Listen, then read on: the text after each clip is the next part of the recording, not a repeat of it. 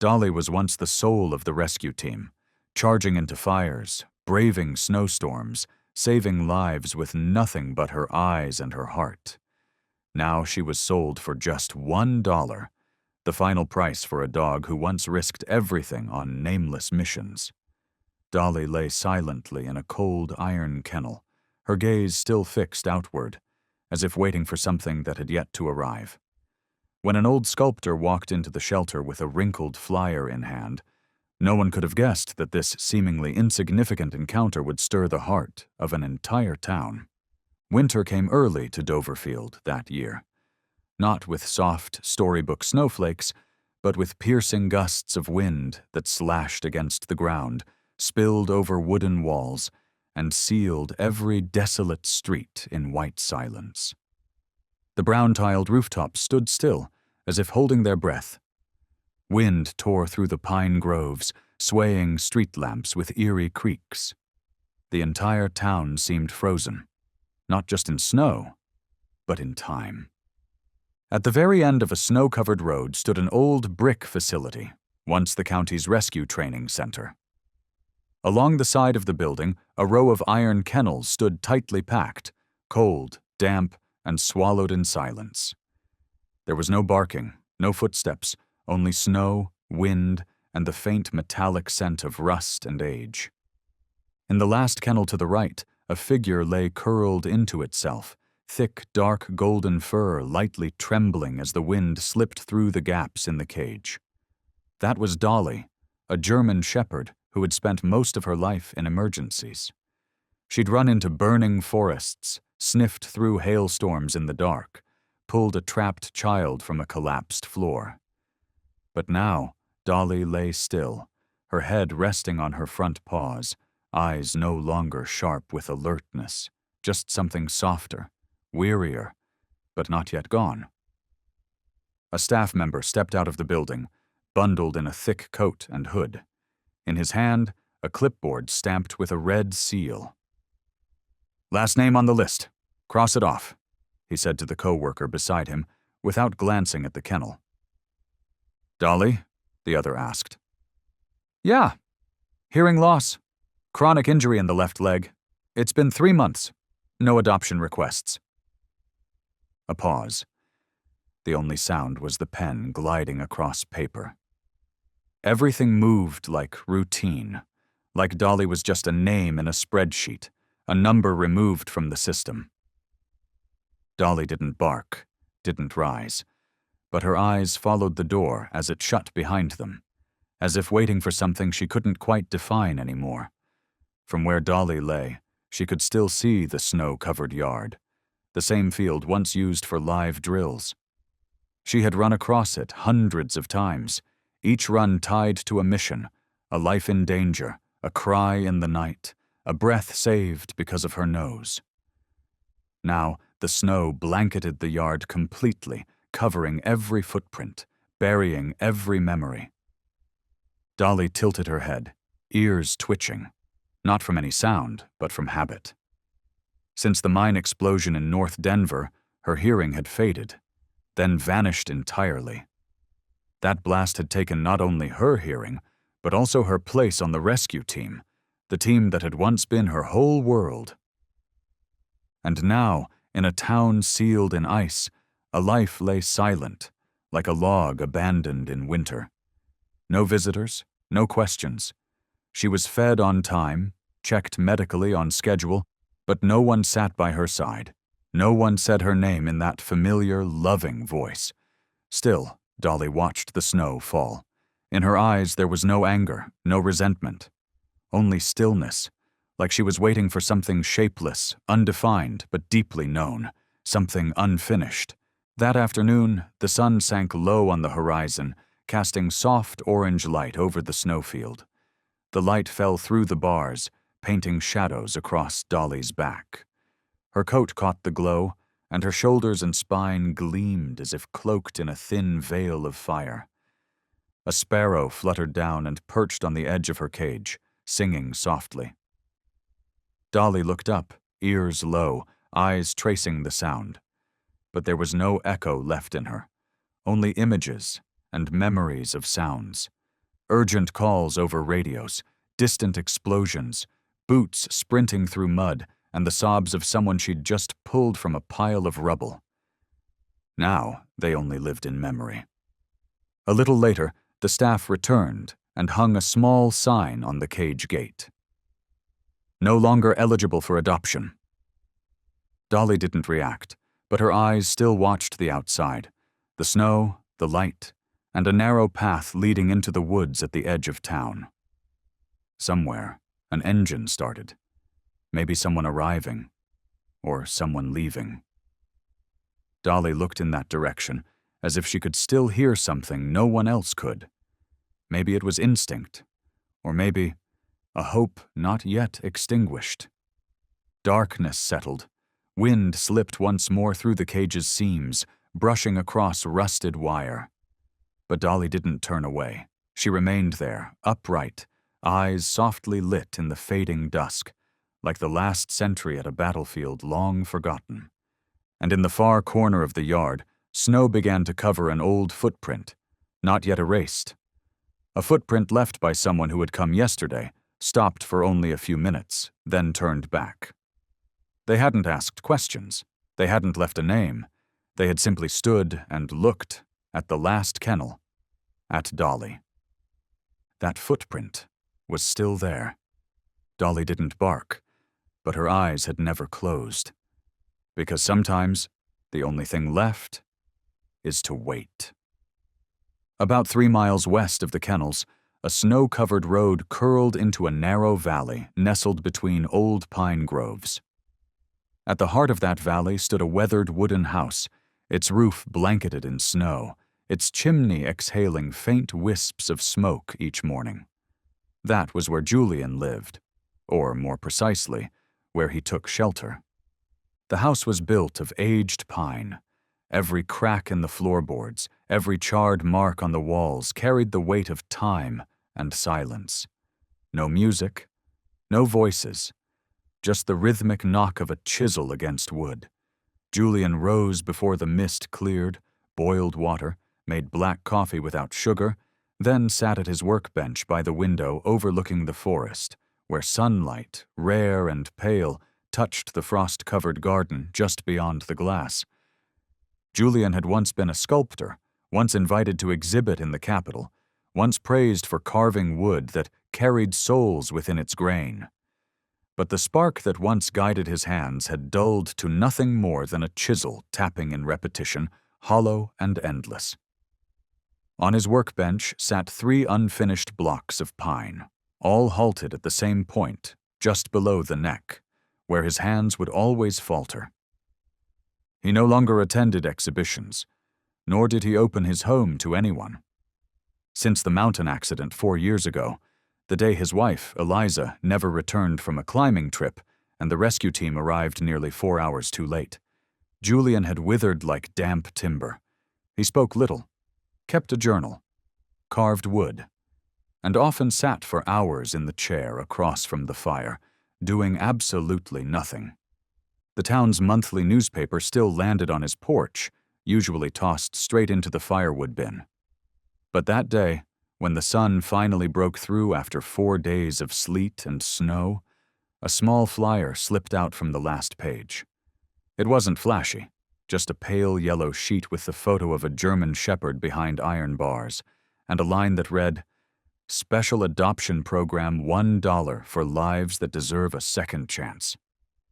Julian picked it up. For reasons he couldn't explain, he didn't throw it away. He stared at the photo of the dog behind the fence. The eyes weren't sorrowful. They weren't fierce. They held a kind of stillness, as if the dog had walked through something long and deep. And now only breath remained. Something in that gaze made Julian's hand pause. That afternoon, Julian made a pot of tea, something he rarely did. Instead of sipping coffee alone as he usually did, he set the teapot gently on the table, opened the window, and sat across from the light filtering through misted glass. In that quiet glow, the flyer lay open beside the largest block of wood. The dog's paws were slightly smudged from the print, but the eyes, The eyes were still there. Julian sighed. Not a sigh of weariness, but of something loosening, like waking from a sleep too long. The next day, he drove the old pickup truck, once used to haul logs from the forest, out of the valley, over the uneven snowy road, and toward the Doverfield Animal Shelter. The iron gate creaked when Julian pushed it open. No one waited. No greetings. Just the wind threading through the corridor and the dull sound of his wooden clogs echoing against cold concrete. A young woman with a name tag appeared, clipboard in hand. "You here for adoption?" she asked. Julian gave a small nod and pulled the wrinkled flyer from his coat pocket. "The $1 program," he said, voice rough. She looked at him for a moment, then led him down the hallway. The smell of disinfectant, metal, and something old brushed past his nose. They walked past rows of cages, some filled with barking, restless dogs, others silent like shadows. "There's one girl left who hasn't been picked," the woman said, opening the door to the back wing. "Her name's Dolly." Julian stepped forward. At the very end of the row was a single kennel without a photo. Inside lay a German shepherd, chin resting on her front paws, eyes open but still. As the light touched the bars, Dolly lifted her head, not barking, not rising, just looking. That gaze, the one he had seen on the flyer, was now real, and somehow even quieter than he imagined. Julian stood there for a long time. No one spoke, no one hurried him. The young woman offered no further explanation. Then, gently, Julian placed a $1 bill on the wooden table near the cage. The gesture felt more like placing a promise than making a payment. "Let's go," he said, uncertain whether he meant it for the girl, himself, or the dog.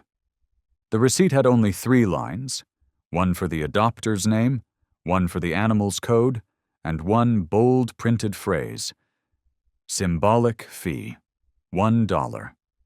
Julian didn't read it again. He folded it into quarters and tucked it deep into his coat pocket, not out of intention, but from instinct. On the way out, he didn't glance around.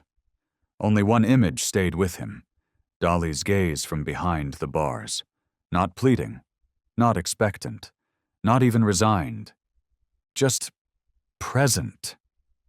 No one asked Julian to sign a commitment. No one questioned why he chose Dolly.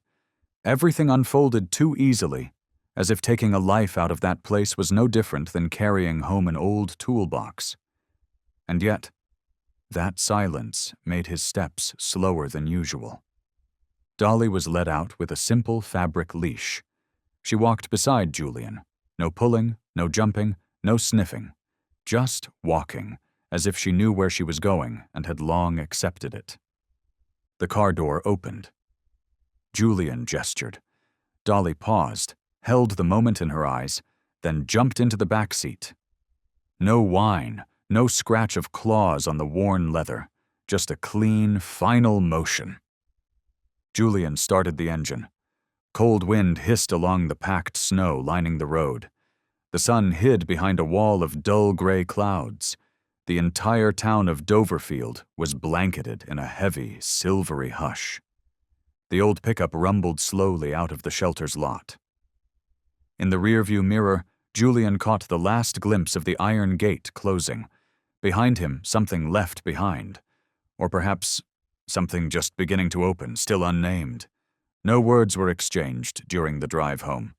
Dolly sat quietly in the back, head held high, eyes open, but not roaming.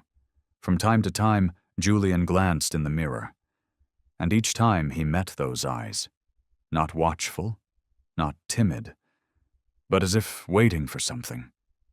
That had taken a very long time.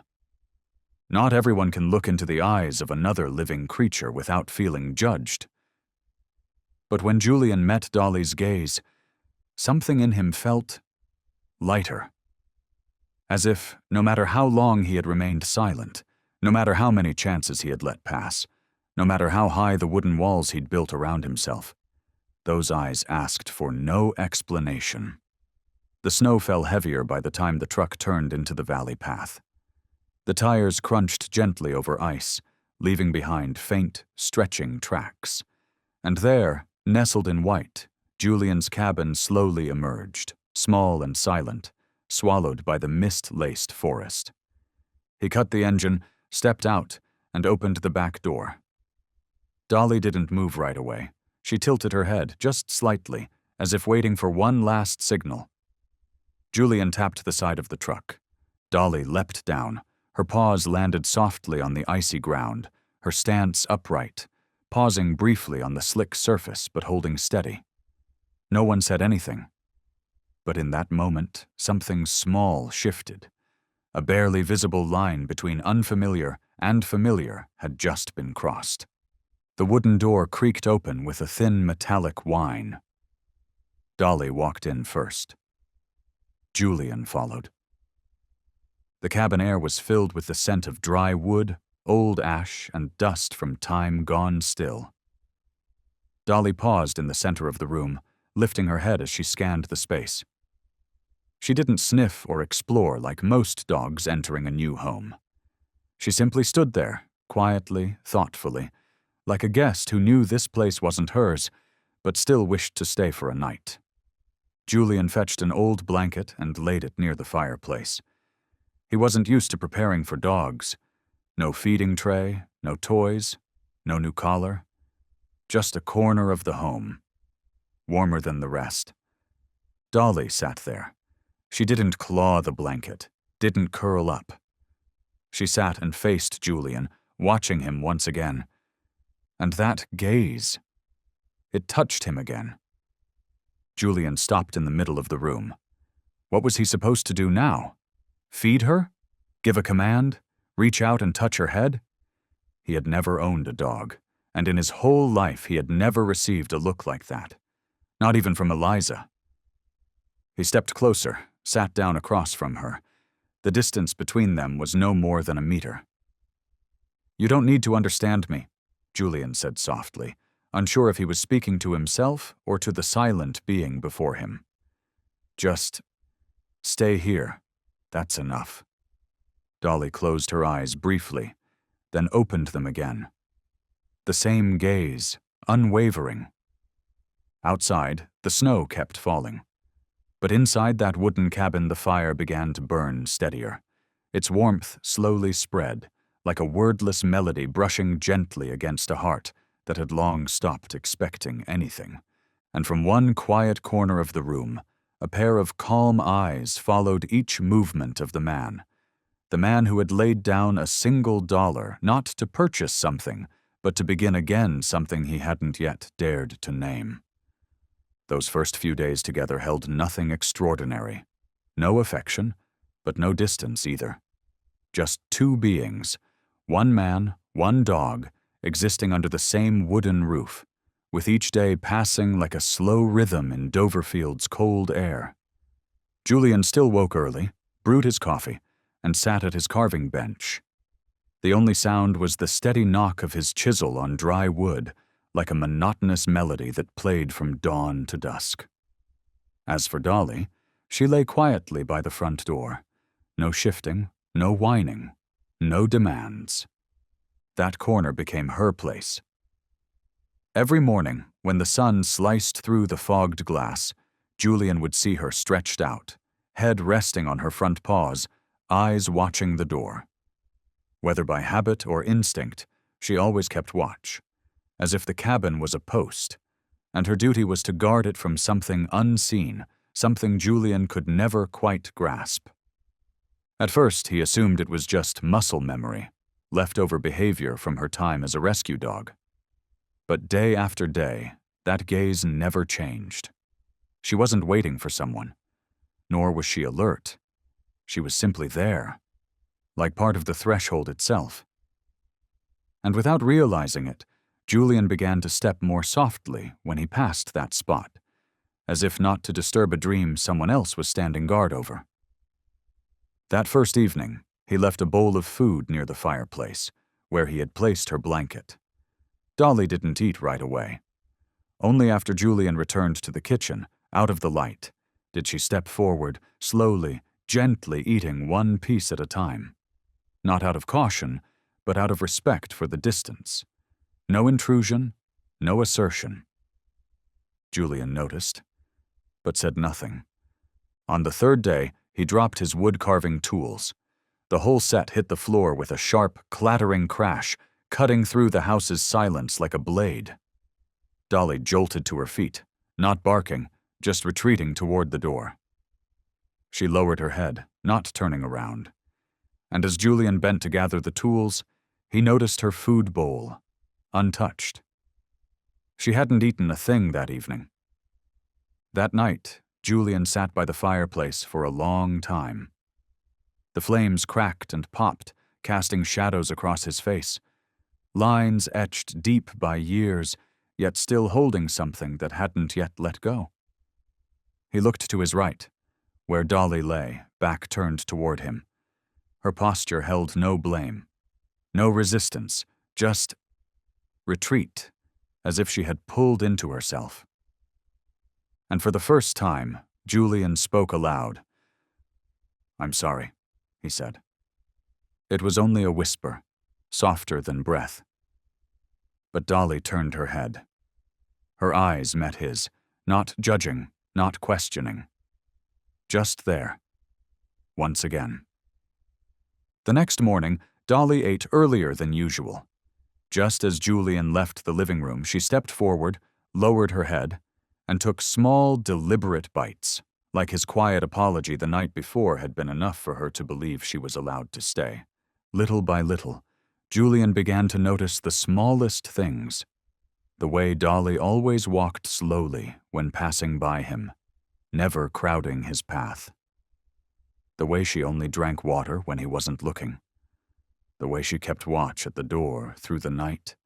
Yet every morning, the floor remained spotless, as if she refused to leave a trace. The cabin began to shift, not in words, but in breath, in footsteps, in the weight of a glance. A space once heavy with silence had started to soften, to warm, like when a dry piece of wood gives its first gentle crackle as it catches flame. Julian didn't know when exactly he began slowing his steps whenever passing the door, but he knew something inside the house had changed. On the 7th morning since Dolly arrived, the sky brightened. Sunlight broke through the misted windows and cast a pale golden strip across the wooden floor. Julian was making coffee when he heard the soft tapping of Paws, gentle, unhurried, just the sound of claws brushing wood. He turned around. Dolly was standing there, in the space between the kitchen and the living room. She looked at him, not expectantly, not urging, but with a softness he hadn't seen before. Julian poured a bit more hot water into his cup. Then, without a word, he sat down. A second bowl. Dolly didn't walk over right away, but Julian knew. She had seen it. And in that moment, amid the faint pop of wood splitting in the fire and the warmth spreading from the kettle, he realized they were living together.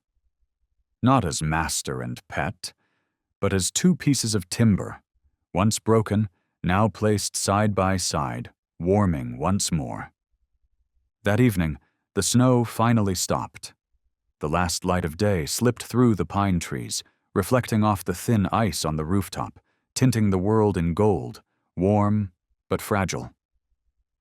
Julian had just finished splitting wood behind the cabin, sweat dampening the collar of his shirt. He looked up and exhaled, watching the smoke rise from the chimney. An image so familiar now, it felt like the house itself was breathing. Dolly was still by the door. She always sat there whenever Julian stepped outside. Even if only for a few paces, her eyes followed him, unwavering. And every time he returned, she shifted slightly to the side, clearing the way, but her gaze always remained steady, quiet, like morning smoke, unhurried, unafraid, not needing certainty. But today, something felt different. When Julian opened the door, Dolly didn't rise like she usually did. She only turned her head, then lowered it again. Her posture was slightly tense, one leg tucked closely to her belly. Julian approached, and Dolly instinctively flinched, as if expecting to be scolded. He stopped, lowered himself to the floor. "What's going on?" he asked, not expecting an answer, but still his voice came out softer than usual. His hand reached gently toward her leg. She didn't whimper, didn't pull away, but Julian could feel it. Beneath the thick coat, the subtle tension of strained muscle. He ran his hand slowly from shoulder to knee, stopping at her front left ankle. There, barely visible beneath the fur, was a slight swelling, not obvious to the eye, but enough to make her limp if she stood too long. Julian said nothing. He just lowered his head, his hand still resting on her leg. Dolly remained still. Her gaze drifted past him, toward the door that had just closed, as if she had known all along, but never thought it worth mentioning.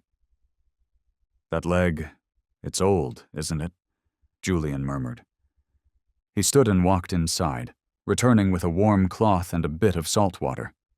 He wasn't a vet, but he'd tended wounds before, during forest trips with Eliza. When he came back, Dolly hadn't moved, as if she trusted him, or perhaps had grown used to enduring without the expectation of healing. Julian cleaned the swelling with gentle care. The skin beneath was worn and darkened, an old wound, not bleeding, not inflamed, but something that had lingered for so long it had become part of her. Neither gone nor truly healed. He massaged the leg carefully, then wrapped it with a clean band of cloth. Dolly shivered slightly, but made no sound. Julian exhaled and sat back on the wooden floor, leaning against the wall. Dolly lay beside him, her head turned toward him, nearly touching his knee. A long silence settled between them. Only the crackling fire spoke. "Maybe you don't hear anything," Julian said at last, eyes fixed on the flames. "I've called you a few times. No reaction. You just... look." Dolly didn't move, but her eyes, even without sound, seemed to be listening in a way that needed no ears. Julian turned. His eyes that had long seen through things as if they were hollow wood, finally stopped. Right where they needed to. On hers. Eyes that didn't need words to understand. And for the first time since she had entered the wooden house, Julian reached out. Without hesitation. Without doubt. He placed his hand on Dolly's head. She didn't pull away. Didn't lower herself. She simply closed her eyes. Slowly. "I don't really hear anyone anymore either," he whispered, his voice rough, low, like wind through the pine trees behind the house. "These past years, no one's called, and I've stopped answering." A wound, not in the leg, not on the body, but in the space left behind. Hollow. And in that moment, nothing else was said. No grand gesture, no forced embrace, just a hand resting on the head of a dog once crossed off a list, and a heart once crossed off from every connection, starting to beat again, soft as the fire beside them. That night, Julian didn't work. Instead, he sat and read through his old notes, the unfinished sketches, the half-drawn carvings. And strangely, the first thought that came to him wasn't of Eliza, but of a gaze. A gaze that had never blamed, never demanded. Dolly slept near the door, as she always did. But this time, she lay curled, head resting on the blanket, her bandaged leg folded in, and her tail gently tapping against the wooden floor with each steady breath. Julian turned off the lights, leaving only the glow of the fire flickering red. And that night, for the first time in many winters, the cabin was not only warm, it felt still. The morning light returned, not with the brilliance of spring, but with a soft, pale gleam that touched the mist without dissolving it. Snow still lingered on the eaves, but it no longer stung like the first frost of winter. Julian stood in the workshop, his calloused hands holding the chisel he knew so well, and set it down again. Before him stood a large block of pine, rough-shaped months ago, yet untouched at its core. He had once planned to turn it into a sculpture, arms reaching skyward, a piece he had sketched back when he still held exhibitions. But now, each time he stood before it, all he saw was a blank space. No form, no feeling, no voice calling out from within the wood. He struck a few blows, empty, hollow. The wood responded with a dry, brittle sound, like a sigh caught in silence. Julian stepped back and placed the chisel down. Though the fireplace behind him burned steadily, his chest felt cold, like the wood shavings scattered at his feet. Dolly lay at the workshop door. She didn't sleep, nor did she enter. She simply lay there, watching, as always. But today her gaze was not turned outward. It followed his every move. When he sighed, she tilted her head. When he lowered the chisel, she rested her chin on her paws. Julian turned to her. "Don't you see how pointless it all feels?" he said, half muttered, half cast into the open air. Dolly didn't react. But there was something in the silence that lifted the weight off his chest, as if he didn't need to fight to feel inspired anymore. He just needed to step outside. "Come with me," he said, grabbing his coat and opening the workshop door. Dolly rose, her leg still bandaged, her gait still uneven, but she followed without needing to be called twice. The snow crunched beneath their steps. The path leading into the forest behind the house had begun to clear, thanks to the recent sun. Julian carried an axe, a large canvas bag, and a coarse cloth to lay down. Dolly walked behind him, silent, close, always within sight, like a warm shadow with no leash. They reached the edge of the woods. Julian stopped beside a fallen tree, moss-green on one side but solid at the core. He placed his hand along the trunk, the grain cold and rough but alive. He raised the axe and struck. The sound rang out, a soft thwack that traveled far through the woods like a bell nudging memory. He struck again, and again, then stopped. His hand rested on the newly exposed heartwood. And unexpectedly, not forced, Eliza appeared in his mind. Not as a piercing memory, not as pain, but as a gentle image, her standing by the table, hair tied up, hands dusted with flour, turning to smile at him. Julian froze.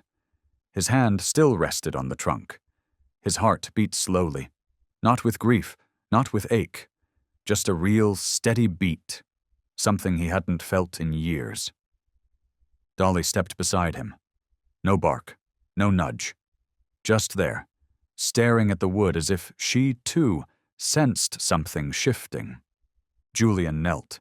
His hand remained on the trunk, but now it no longer felt dead. He could feel the lines within, shapes waiting to be carved. And in that moment, he knew. The next sculpture wouldn't be hands reaching for the sky. It would be a gaze that had once held him in place, both from a person and from a creature. He turned to Dolly. She was looking at him. Those amber-brown eyes asked nothing, said nothing, demanded nothing.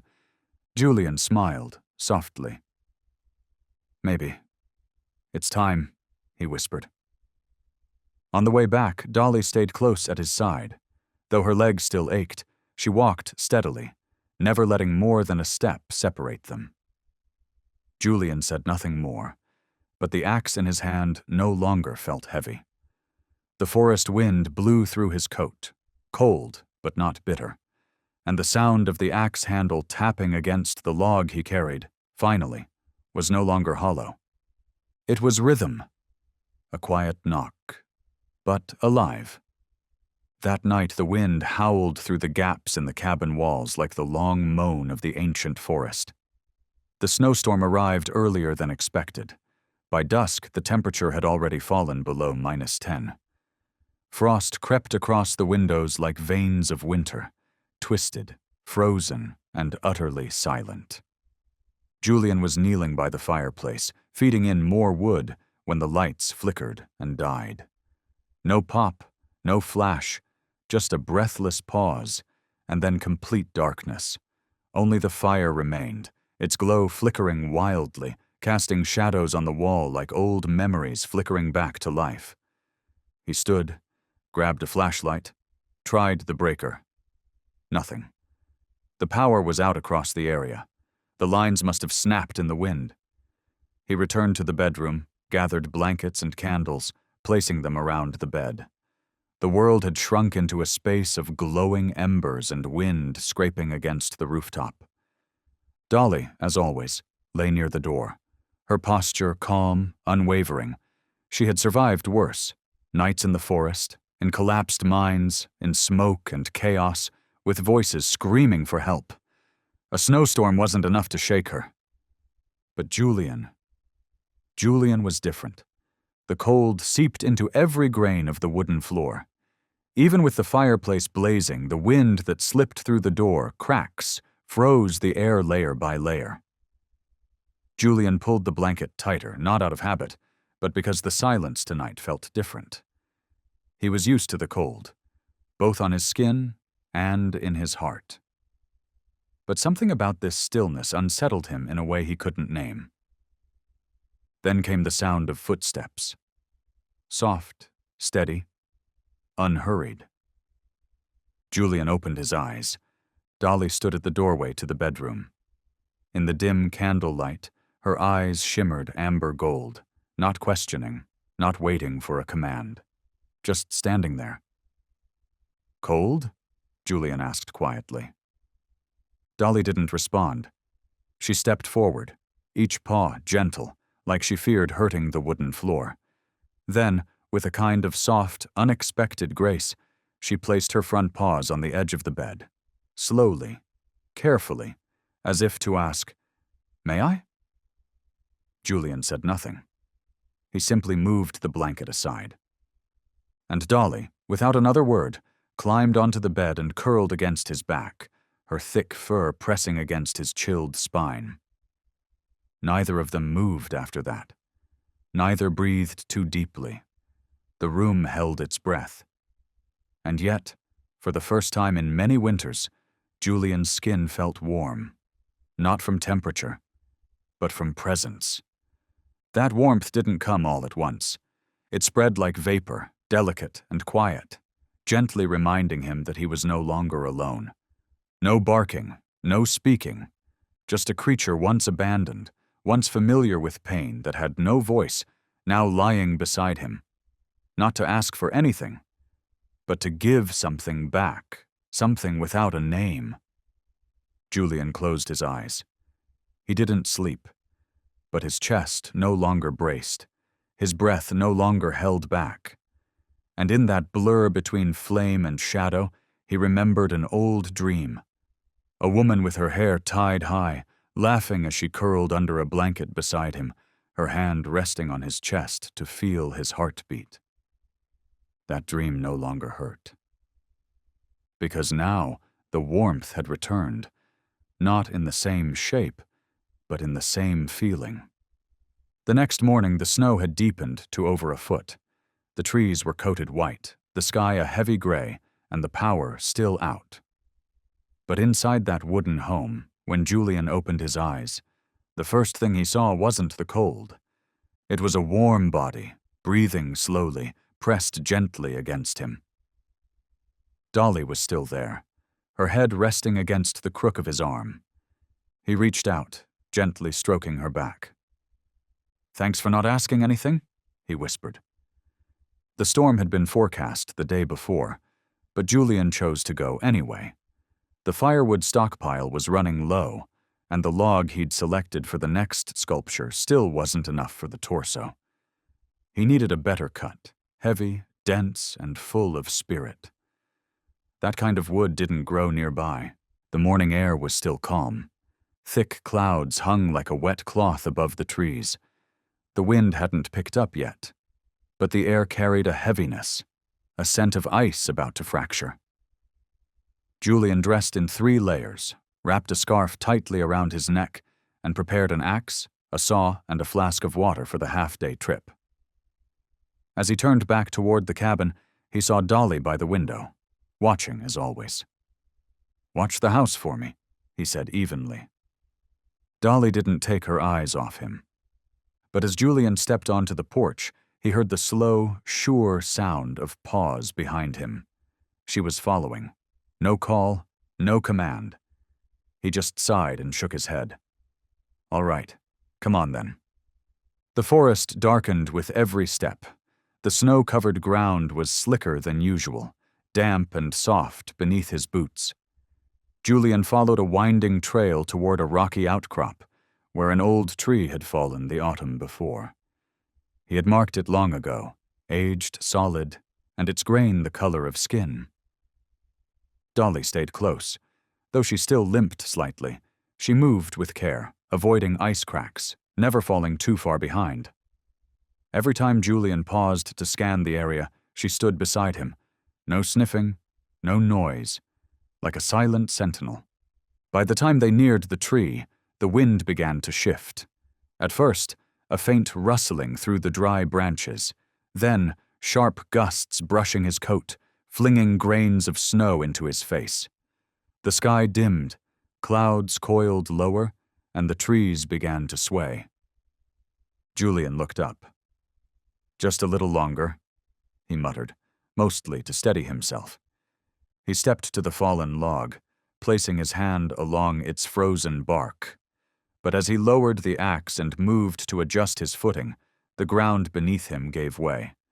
A root pit, hidden beneath snow for months, collapsed under his weight. His foot caught in a tangle of old roots, and before he could react, his body crashed sideways, his ribs slamming into a half-buried rock. A sharp thud echoed through the trees. The world tilted, his breath vanished. Julian lay still for several seconds. His ears rang, his vision blurred. Pain pulsed up from his ankle, now wedged tight and immobile. He reached forward, barely an inch. Cold seeped through his coat, into his bones. "Damn it," he breathed, but the words barely whispered out. Dolly was already beside him. She didn't bark, didn't panic. She simply stepped close, her nose touching his hand. Checking. Julian turned his head. His eyes met hers. Just a second. Brief, but enough. "Go. Get someone," he rasped. Dolly didn't move. Then, slowly, she let out a low growl, not threatening, not fearful, but steady, like a vow. Then she turned. And without looking back, she vanished into the snow. No one saw her leave. No one could explain why a wounded, half-deaf dog would run alone into a blizzard. But she did. Without hesitation, without fear. Because Julian was still lying there, beneath the freezing snow, breath thinning, eyes slowly closing like a door that may never open again. Far away, the wind had begun to howl. Snow fell in thick, crashing waves, burying the trail. Yet through the blinding white, a figure pressed forward, limping, trembling, but never stopping. Ears pinned low, eyes wide open, searching for the last place where someone might still hear what she could no longer speak. The snow thickened by the hour. The road back to Doverfield stretched endlessly, swallowed in a white fog with no path, no direction. But Dolly kept going. Not quite running, more like dragging herself forward with every ounce of strength left. Her leg pulsed with heat beneath the torn bandage, old wounds reopened, blood seeping again beneath the frozen fabric. Her breath stuttered, broken by cold and exhaustion. There was no leash to guide her. no voice to call her name. But in her eyes, something still burned. A mission unfinished. A life still waiting. By the time her paws touched the road leading into Doverfield, darkness had fallen. The streetlights flickered dimly. Light from the windows spilled weakly through heavy curtains. The wind lashed her face, freezing her lips, biting into the pads of her feet. But Dolly did not stop. She paused at the doorstep of house number 4. The door was shut. Faint amber light leaked from behind the blinds. Dolly raised a paw and scratched softly. Once. Twice. No one came. She moved on, shaking, limping, to the second house, then the third. Inside, people heard the noise, but no one opened the door. A stray dog? Isn't that the one from the shelter? The rescue that was left behind? Poor thing, probably starving. But no one asked. Why was she out in the storm? Why was she crying out into the silence? Dolly looked up at each door, not pleading, not begging. Her eyes were urgent, desperate to say something her throat could never form. She growled, not in anger, not in fear, but like a fragile breath pushing through the barrier between dog and human. Her vision blurred. Her lips turned blue. Her body trembled from the cold. But she did not lie down. She kept moving, dragging her steps toward a narrow alley at the edge of town, where an old sloped-roof house stood between 2 crumbling brick walls. Inside that house lived a blind boy named Finn. Finn had never seen light, but he heard things others ignored, felt things no one else noticed. He often sat by the wooden windowsill with an old radio, listening to the wind and naming every sound, the flap of bird wings, the soft patter of falling snow, the dry scrape of leaves brushing the porch. That evening, Finn lay curled on a couch, hugging a cotton pillow. The room was still. The lights flickered from yet another blackout that week. He didn't need light, but his ears, always awake, heard something different tonight. Footsteps, uneven, a breath, labored, and a faint growl. Not a threat. A call. Finn sat up. "Mom, I hear something outside," he said. His mother, busy stoking the stove, called back, "It's nothing, sweetie, just the wind." But Finn shook his head. He knew wind. This wasn't it. He opened the door. Cold rushed in like a wave, but just beyond it, a figure collapsed onto the porch. Thin, snow-crusted, eyes dull but searching. Dolly. She lifted her head. Her gaze landed right where Finn stood. He couldn't see her, but he felt it, like a beam of warmth cutting through the frost. Finn knelt, no fear. His small hands traced her spine, feeling each trembling breath, every strand of wet, matted fur and blood. His fingers touched the sticky warmth at her neck. Thick, icy, real. He didn't need to ask. He placed his hand gently on her head. Someone needs help, right? Dolly exhaled hard, but her eyes never left the boy's face. Finn stood, voice firm. "Mom, call rescue. Someone's in danger. I know it." His mother rushed to the door, stunned to find the collapsed dog. But it was the look in Finn's eyes, so certain, so intense, that made her pick up the phone without question. "That's the rescue dog. I saw her in the paper," she murmured. "She didn't come back for food. Someone's waiting for her." Within 20 minutes, the entire town was on alert. The local emergency team, already tracking the blizzard, launched into action, heading toward the woods from where Dolly had come. And Dolly, wrapped now in a blanket lying beside Finn, kept her eyes closed. She didn't cry, didn't move, but now and then her tail twitched, like she was still listening, for something far away, deep, a voice calling. Snow fell harder than the night before. Trees hung low with frost. The forest had thickened into a white labyrinth. Flashlights sliced through the blizzard, their beams casting trembling halos, just enough to see, never enough to feel warm. "You sure, kid?" "Nobody's been out here since last month," one man muttered, pushing through the snow with a walking pole. Finn didn't answer. He didn't need to see. He just listened, hand resting gently on Dolly's back as she walked ahead, each step slow, deliberate, no growls, no barks. But every time the group hesitated, Dolly would turn, eyes focused, almost urging them forward. "She's not lost," Finn whispered. "She remembers. She's leading us, where her heart is calling her." Some of the adults exchanged skeptical glances, but none of them could deny what they saw. They were following a dog's trail, steady, unwavering. The narrow path behind Doverfield grew steeper and slick. The group had to move single file, clinging to tree limbs and rescue lines to stay upright. Dolly led. Her limp more pronounced now, the blood at her neck seeping through the frozen bandage. But she never stopped.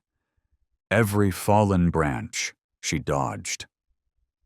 Every time Finn stumbled, she paused, waited, then moved again. "She can't even hear, and yet she knows we're following," a woman whispered, her voice trembling somewhere between awe and disbelief. The deeper they went, the stronger the wind grew. Snow lashed their faces and necks. Some in the group were ready to give up. But Finn tightened his grip on Dolly's fur and said loudly, firmly, "She never leaves anyone behind, so don't leave her now."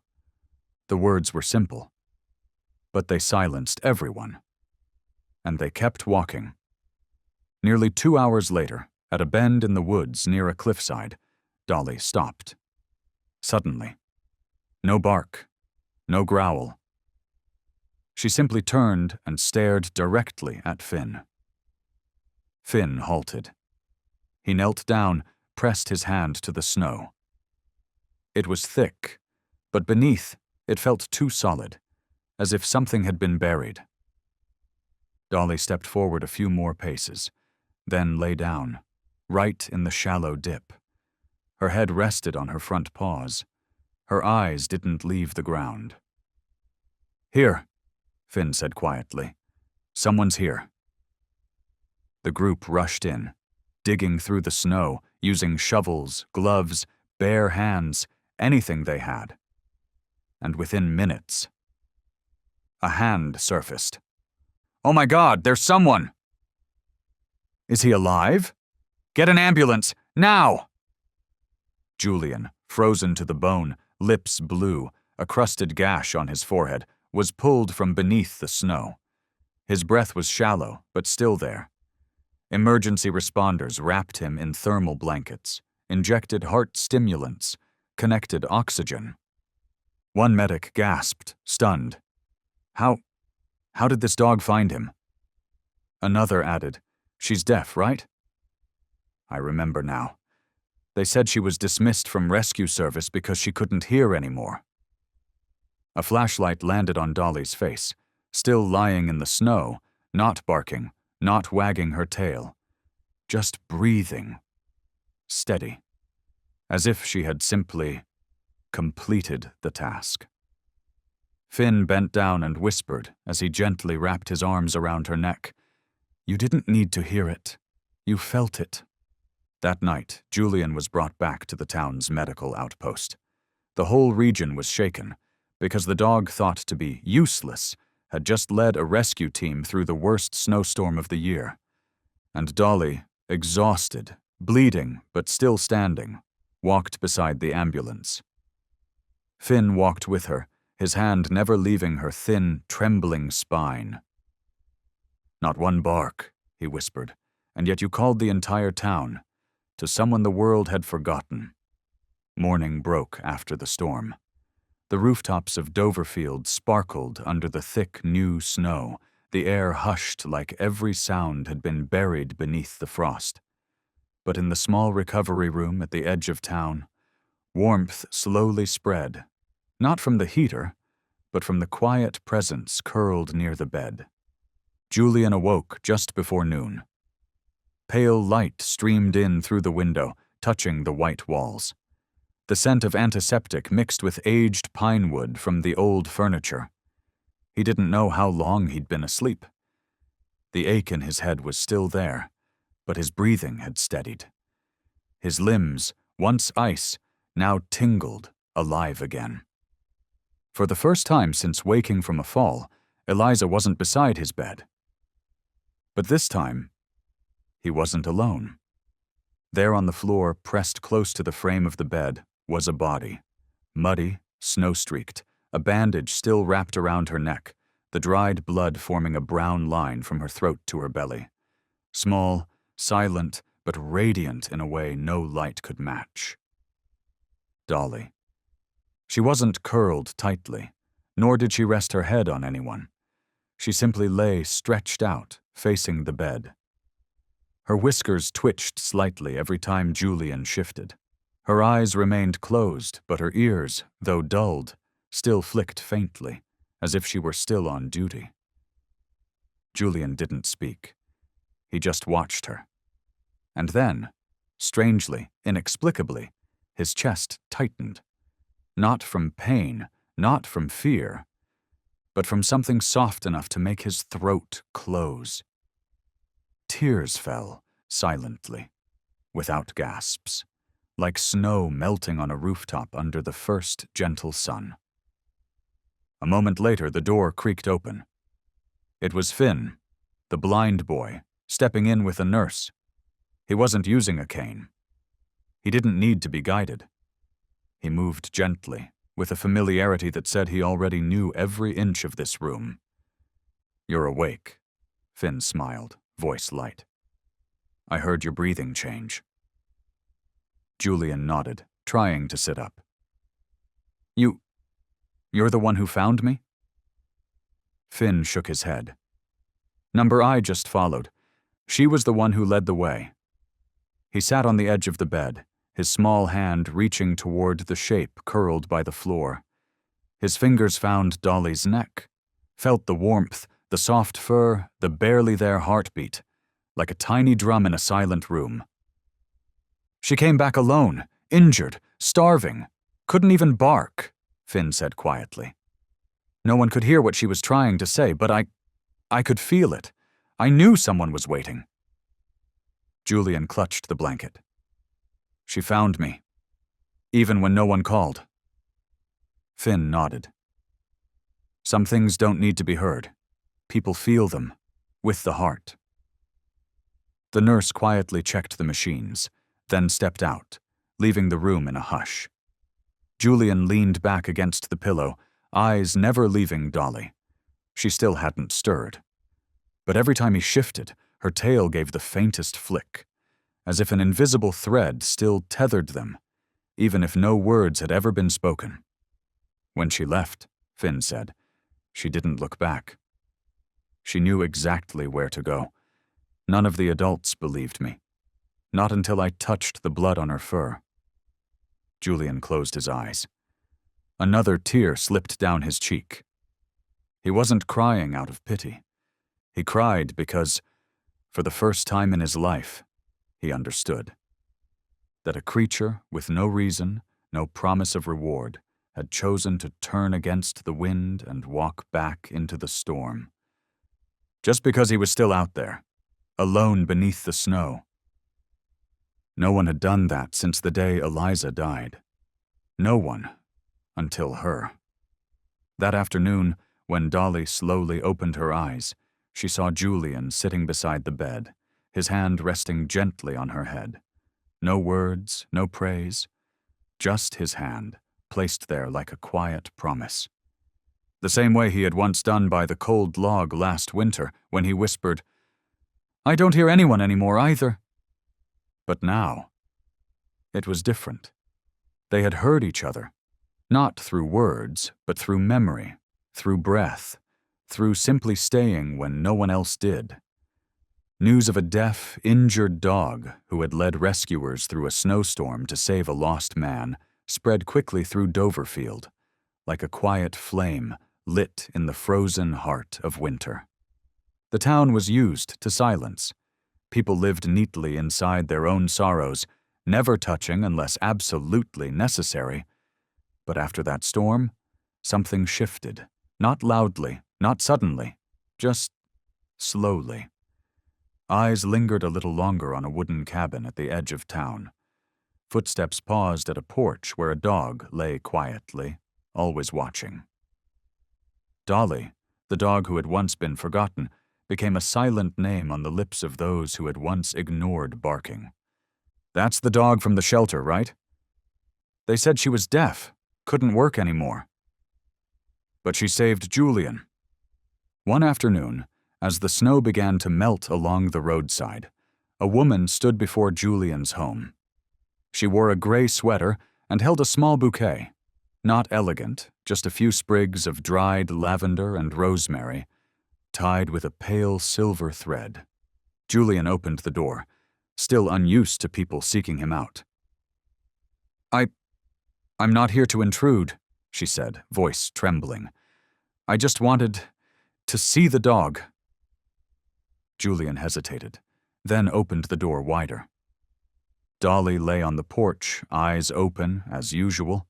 She was recovering now, but still never truly slept deeply, as if, in her mind, the mission was never really over.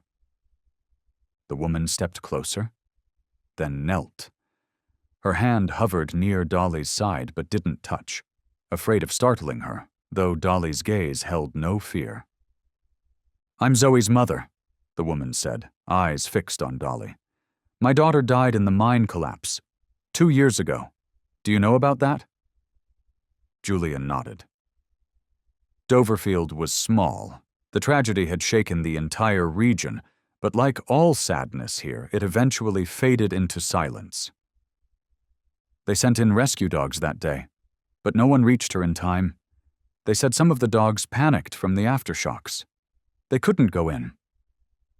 She breathed deeply. "I never blamed anyone, but I stopped believing in miracles after that. Until I heard about her." She bowed her head. Her hand finally touched Dolly's head, lightly, and Dolly didn't flinch. No growl, no retreat, just a steady gaze, and then slowly her eyelids closed, as if in understanding. "I didn't think anyone stayed awake in the dark, to keep watch for others," the woman whispered. "But you're the one who doesn't sleep." Her voice cracked.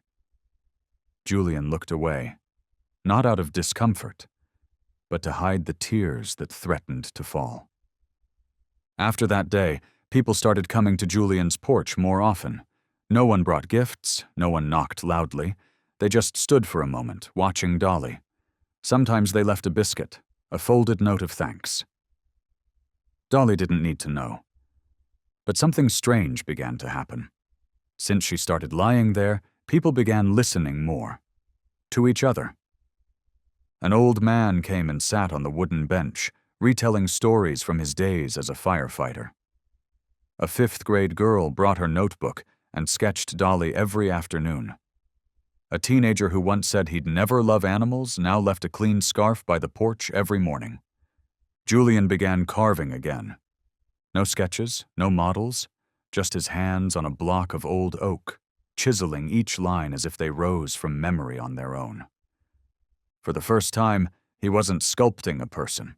He was sculpting a gaze that never closed, even on the coldest night. Julian spent hours in the workshop without needing plans. His hands didn't shake.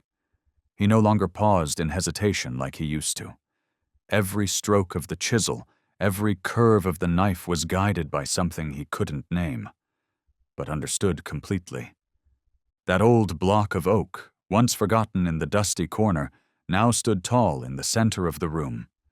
No longer lifeless, no longer waiting. It had become something that carried a story, of eyes, of breath, of nights survived without retreat. Julian didn't speak the words out loud, but he knew deep in his chest. His first sculpture in years wasn't made for people. It was for a pair of eyes. Eyes that never looked away from the door, even when there was no one left inside. One early morning, sunlight spilled softly across the workshop floor. Julian stood, brushed sawdust from his shoulders, and looked over at Dolly, resting drowsily on the porch. "Tomorrow," he said quietly. "I'll ask Finn to come. There's something I want to say." Dolly didn't move, but her tail tapped the floor, just once, as if she already knew she had been carved into eternity through what humans call art. But for her, it was simply a gesture of grace. Finn arrived in the afternoon. His mother brought him and left him at the door, smiling. "If you're not sure of the way back, just ask Julian," she said. Julian welcomed him with a mug of hot cocoa, gently placed in Finn's hands. For the first time, the workshop smelled sweet. "I can't see the sculpture," Finn said with a smile, tilting his face toward the sunlight. "But I think I already know." Julian smiled softly. "Take a guess?" "Miss Dolly? She's lying at the door, but not guarding it like a soldier. She's holding something in place, like a memory." Julian was surprised, not because Finn gave the right answer, but because Finn didn't need to touch the wood, didn't need to ask a single detail. "I don't need to look," Finn said softly, "because she once watched over me, too. That day she collapsed at my feet, right there on the porch." Julian said nothing. He stood, guiding Finn toward the sculpture. It was a solid piece of wood, chest-high to an adult, smoothly carved and shaped, not ornate, not intricately detailed, but with a quiet presence anyone could feel. In the sculpture, Dolly lay on her side, head slightly raised, her gaze not fixed on anyone, but directed toward the carved doorway marked with rough, deliberate cuts. There was only one element that felt truly alive: her eyes. Julian had used a natural scorch in the wood to create the light in them, and somehow, though they didn't move, they made you feel something unspoken was still lingering, just beyond that closed door. For the first time, Finn lifted his hand and asked to touch the statue. She wasn't a dog," he whispered. "She was a line between simply living and truly existing." That night, Julian left the workshop door open, letting the moonlight spill in. Dolly lay once again on the porch, right where he had carved her into the statue. But this time, he didn't think of it as coincidence. It was loyalty. Chosen again. Julian sat beside her and looked over at Finn, who had fallen asleep on the wooden bench, his head resting against a soft fleece. And then, without needing to prepare, without the fear that usually came before speaking, Julian found himself saying the first words of a real conversation he'd had with someone in years. "You know, I used to think losing someone was the end." Finn didn't answer, but his chest rose and fell slowly. He was still listening. "But she, the dog they said was useless, brought me back from a place where no one could hear me anymore." Julian didn't expect a reply. He simply exhaled. Not from exhaustion this time, but from relief. Dolly looked up at him. No bark, no sudden movement. Just her eyes, the ones carved into wood, beating with the heart. That morning, Julian woke earlier than usual. The light outside his window wasn't dull or gray like most days. There was no sound of snow scraping off the roof. No wind howling through the cracks in the door. Only a quietness so strange it made him pause. Not the hollow kind, but gentle, like a blanket freshly shaken out and warm. He pulled on a wool sweater and stepped outside. And for the first time in weeks, the ground was not white. The brick walkway reappeared in patches of faded red, poking through melted frost. The sun wasn't harsh, but soft and pale yellow, resting lightly on rooftops. A snowless day. Rare. Precious. Like a deep breath after a long cough. Dolly was already at the door. As soon as Julian unlatched it, she stood. No bark, no whimper, just lifted her front legs like she had already known. Today was the day to step outside. Finn arrived closer to noon, dressed as usual, thick coat, wool scarf, and walking cane in hand. But something in his expression had changed, no longer tentative. It was the face of someone who had kept a promise to show up. Julian nodded as greeting.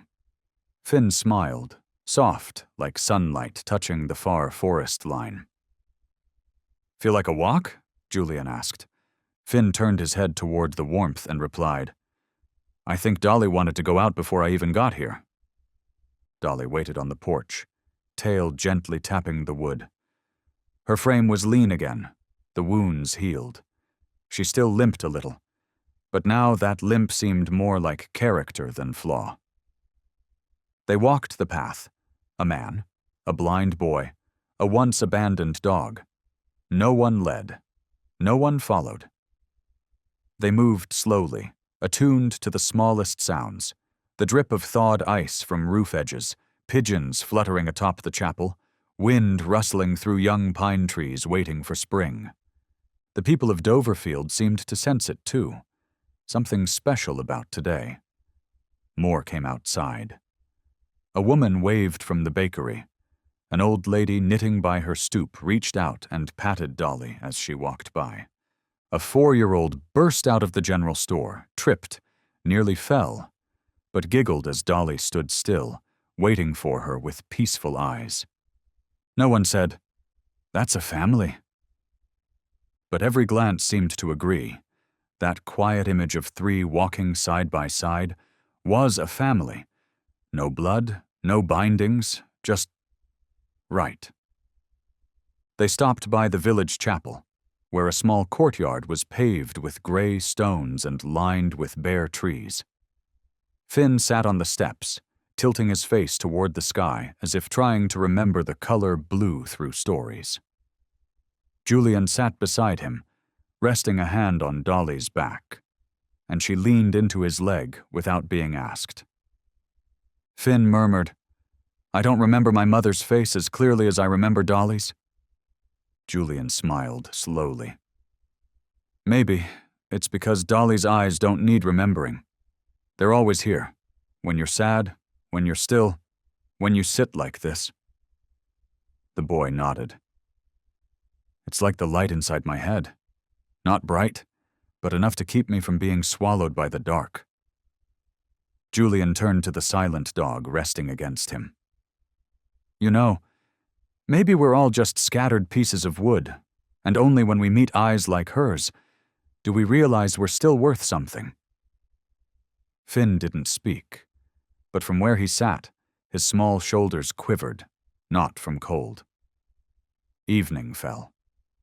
They walked back as the sun began to tilt. Along the path, light stretched long across the damp stones, casting the shadows of 3 beings, a man who once forgot how to speak, a boy who didn't need sight to feel, and a dog who guarded the door, with an entire lifetime of silence. That evening, after the first snowless day in weeks, Julian sat beside Finn near the fireplace. The flames danced along the wooden walls, flickering through the small glass chimney of the oil lamp. Dolly lay quietly on the rug, her head resting on her front legs, eyes half closed, breathing steady, like a lullaby without words. Julian was carving a new handle for a wood chisel whose blade had chipped. Finn held a mug of cocoa, something the boy had grown fond of, not because he could see its color, but because its sweetness felt like a memory, even if he'd never seen brown before.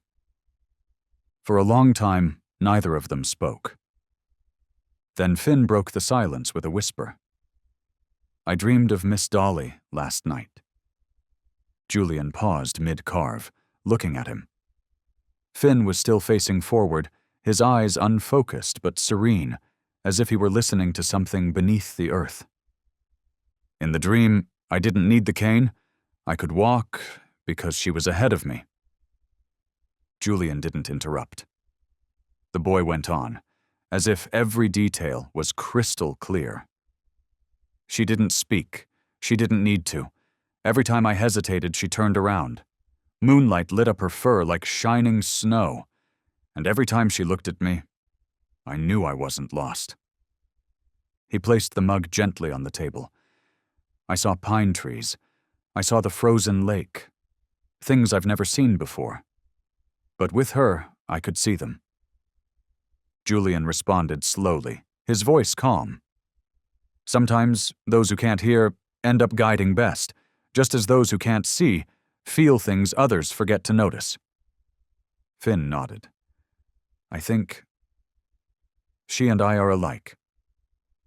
Dolly stirred, shifting position. Her head brushed gently against Julian's leg, not out of neediness, but as a quiet signal that she was still listening in her own way. Julian looked down at her. Dolly's eyes remained bright, awake, but untroubled. She rested like someone who had chosen silence so others could find their voice. Finn, Julian asked, voice deeper now, do you ever feel afraid because you can't see? Finn shook his head, then smiled. I only feel afraid when I think no one's waiting for me. A silence settled between them.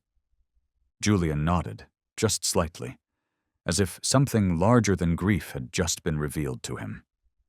Larger than all the years he'd lived in wordless solitude. It was the fear of not being waited for.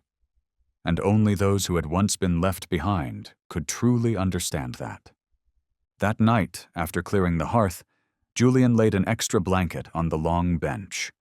Finn had already fallen asleep, head resting on a thin shawl, a faint smile still on his lips. Dolly stood up, her limp still there, but quieter now, and walked over, settling at the foot of the bench as if the boy was an old companion she had always guarded. Julian looked at the scene, and something inside him tightened, not from sorrow, but from knowing that a boy who couldn't see and a dog who couldn't hear had just become the most deeply attuned pair he had ever known. Not perfect, but enough for peace to exist between them. The next morning the snow returned, but this time everyone was ready. Finn woke to find soft fur covering his hair, Dolly's gentle way of standing watch through the night. Julian brewed cocoa. Dolly stood by the door. No one gave an order. No one had to speak. But each of them knew they were exactly where they were meant to be. In the final days of that winter, Doverfield began to warm, not just from weather, but from the quiet revival that stirred in people's hearts. Even Julian, the man who once believed in no such thing as new beginnings, found himself learning how to breathe again, how to walk through the world without armor, how to feel something kind without having to brace for loss. His woodshop no longer held just old logs. It became a place of waiting, for Finn each afternoon after school, for Dolly each morning after a night's silent watch, and for Julian himself, who, for the first time in years, allowed his real feelings to exist without apology. One day, while Dolly lay beside the door of the workshop, her head resting on a long, untreated wooden plank, Julian watched her for a long time. And then, without reaching for his usual carving tools, he sat down. Quietly, he picked up a pencil and began sketching the first faint lines on the very wood she lay beside. It wasn't meant for sale, and it wasn't for display. It was a remembrance. Julian had decided to carve those eyes, the ones that stopped him from walking away the very first time they met at the shelter. But this time, not in the posture of a dog guarding a door. This time she would be standing, facing forward, like a friend brave enough to face the world, no need to hear or see to understand. He chose aged oak for the sculpture, deep grains, coarse surface, difficult to work with, but durable. Just like Dolly, who had never tried to impress, never needed to be flawless. She simply stayed. For a week, the sound of carving echoed each morning. Finn came to visit, not to watch, but to touch. He ran his fingers along the wood, feeling each new ridge, each subtle groove beneath his palm. He smiled every time his hand traced the rise of Dolly's carved neck fur, sharp yet firm, like a soldier's armor. And then, one day, Julian set his tools down. On the wooden panel stood the image of Dolly, not overly detailed, but unmistakable to anyone who had ever met her. Her posture was resolute, front legs slightly bent, as if she was ready to spring toward whatever needed saving. But the most powerful detail was what lay beneath her paws. A single carved line. Don't need to hear, just need to stay. No signature, no date, just one simple sentence, etched deep with a fine blade, each stroke deliberate. Julian read the line aloud under his breath. His lips moved slowly, like reciting a promise never spoken out loud, but faithfully kept through action, alone. A week later, Julian requested permission from the town council to place the sculpture by the entry road, right where everyone passed each day, but few ever paused. No one objected. That morning, even the town's only mason came to help, quietly mixing cement and anchoring the wooden frame with care at the curve where the old pine-lined road bent upward toward the hills. On the day they placed the statue, a soft mist hung low, and snowflakes drifted like scraps of cotton through the air. Finn stood to the right of the statue, one hand resting on Dolly's carved paw. Julian stood to the left, his eyes fixed on the words etched into the base. A few townspeople approached, not with chatter, but with slow, thoughtful steps. A young mother guided her little girl closer. The child reached out, gently brushing the sculpted nose. An elderly couple stood in silence for a long time, their eyes glistening before they offered a quiet nod and walked away. Julian placed his hand on Finn's shoulder. "Do you think they understand?" Finn only smiled and tilted his head, listening to the wind threading through the pines. "They don't need to say anything. Some things you only feel." Behind them, Dolly stood motionless, her gaze cast toward the road, like a gatekeeper who had quietly resumed her old post. Not out of command, not from training, but simply because she knew this was a place that needed her. That night, snow fell again. But before the world turned white once more, someone passed the statue. They paused, turned on the flashlight of their phone, and shone it gently over the inscription. Then, slowly, they took a photo, not to post online, but to keep for themselves. A quiet reminder that sometimes, to save someone, you don't have to understand all the pain they carry. You just need not to leave. The next morning, the sky was high and clear, sunlight filtering through the frosted panes of Julian's workshop. He was cleaning his carving blades when he heard a car pull up outside. Not the usual clatter of a neighbor or the rhythm of a passing delivery. These were heavier tires, pulling in slowly, as if the driver knew that whatever was about to happen should not disturb the stillness too harshly. Dolly didn't bark. She rose quietly and walked out to the porch. Her tail swayed once, slow and deliberate, like a greeting to something once familiar, something that used to be part of her, but now felt like a distant echo. Julian opened the door. 3 people stepped out of a white vehicle marked with the familiar words, Rescue Unit K9, Northern Branch. The first was a middle-aged woman with a steady posture and composed expression. Beside her stood a younger man, eyes filled with admiration and something quieter, regret, perhaps. The last was the veterinarian who had once diagnosed Dolly and made the call that removed her from active duty. "We came," the woman began, her voice careful, gaze fixed on Dolly lying on the porch as if she'd never left it. "Because we heard and because we felt something needed to be made right. Julian didn't reply immediately. He gave a small nod and stepped aside to let them in. On the table, they placed a file. Inside was a photo of Dolly in her working days, rescue vest strapped tight, ears alert, eyes sharp with focus. "She was one of the best," the woman said softly. "Quick reflexes, cold resistant, brave enough to lead teams into collapsed zones no one else would enter." She paused, steadying her voice. "But after that last mission, when a falling beam struck her and she lost her hearing, we had to discharge her from the system." The veterinarian added, "The truth is, we never forgot her. Maybe the fault is ours, for letting silence take the place of a proper apology." Julian rested his hand on the edge of the table, eyes locked on Dolly's image. "And now?" he asked. The woman met his gaze.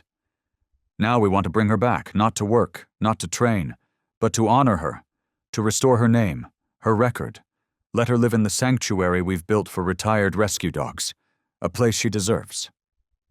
A long silence followed. Julian turned toward the porch. Dolly was still there. She hadn't moved.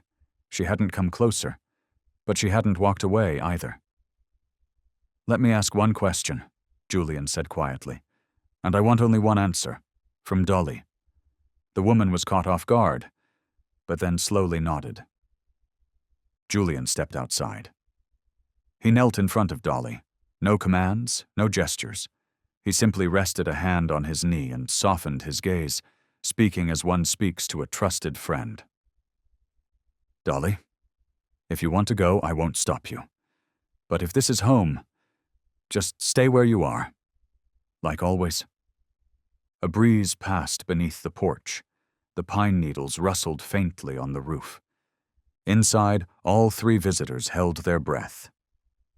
Dolly lowered her head slightly, then curled her body gently onto the porch floor, resting her head atop her front paws the way she did every morning, her eyes half shut, no bark, no extra movement. But the answer was clear. The young man slowly closed the file. No one said anything more. They simply looked at Dolly, not as a retired rescue dog, not as a relic, but as something quietly alive, a presence that remained out of loyalty, not duty, out of choice. Before leaving, the woman stepped forward and placed a folded scarf with the unit's emblem onto the porch, an offering of thanks. Julian nodded, his eyes conveying gratitude deeper than words. That evening, the air softened. Julian sat on the porch. Finn sat beside him. Dolly lay between them, head resting on Julian's leg as always. "She made her choice," Finn said gently, needing no confirmation. Julian nodded. "And from now on, she won't have to leave again." Doverfield never built a museum. But that night, the warm glow spilling from Julian's cabin windows was enough. A silent invitation to anyone passing by. No banners, no announcements, just the quiet assurance that anyone who came would never leave empty-hearted. Julian had spent the entire month preparing. Not just because of the number of pieces, but because for the first time in 10 years, he was opening the doors to a world he had long kept locked away. Each sculpture was cleaned, placed with care, given its own name. But no price tag. "They're not for sale," he had once told Finn. "They're here to speak." And tonight, the first storyteller was Finn himself. That morning, Dolly had been gently bathed. Her dark coat shimmered under the soft light. No vest, no collar. She appeared simply as she was, silent, resilient, and so authentic that no one dared adorn her with anything more. At the center of the workshop stood the main piece, placed where Julian had once sat for years without carving a single stroke. Now, a large wooden statue stood elevated on a rough wooden platform, bathed in warm light from 3 directions. Its name, "The Bark from the Past." Finn stood before it, facing a small crowd of a few dozen townspeople, of all ages, shoulder to shoulder in the narrow space, holding their breath. The bakery owner, the blacksmith, the elderly couple who had once lost their child in the mine collapse. They were all there.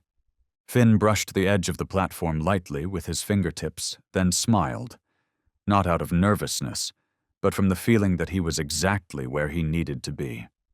"I can't see the eyes on this statue," Finn began, "but I've seen them before, in dreams and in daylight." He tilted his head towards the brightest spotlight.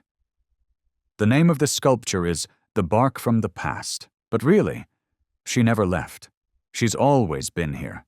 We just didn't hear her, because we weren't quiet enough to listen." The room fell completely silent. Finn continued, his voice steadier now. "She, Dolly, was once a rescue dog. She once saved lives, was once left behind, once lived in a silence no one else could understand. But she led me to someone who was thought to be lost, yet still lived. And she held for me all the sounds I'd never heard before. Footsteps in the dark, breath by my bed, and the wind blowing through courage." Somewhere in the room, someone quietly sniffled. Finn stepped closer to the statue, his hand reaching gently toward the finely carved chest, where a heart might be. "Julian once said, 'You don't need to hear, you just need to stay.' And I think that's exactly what Dolly has done for all of us, whether we realized it or not." Julian stood at the back of the room, silently.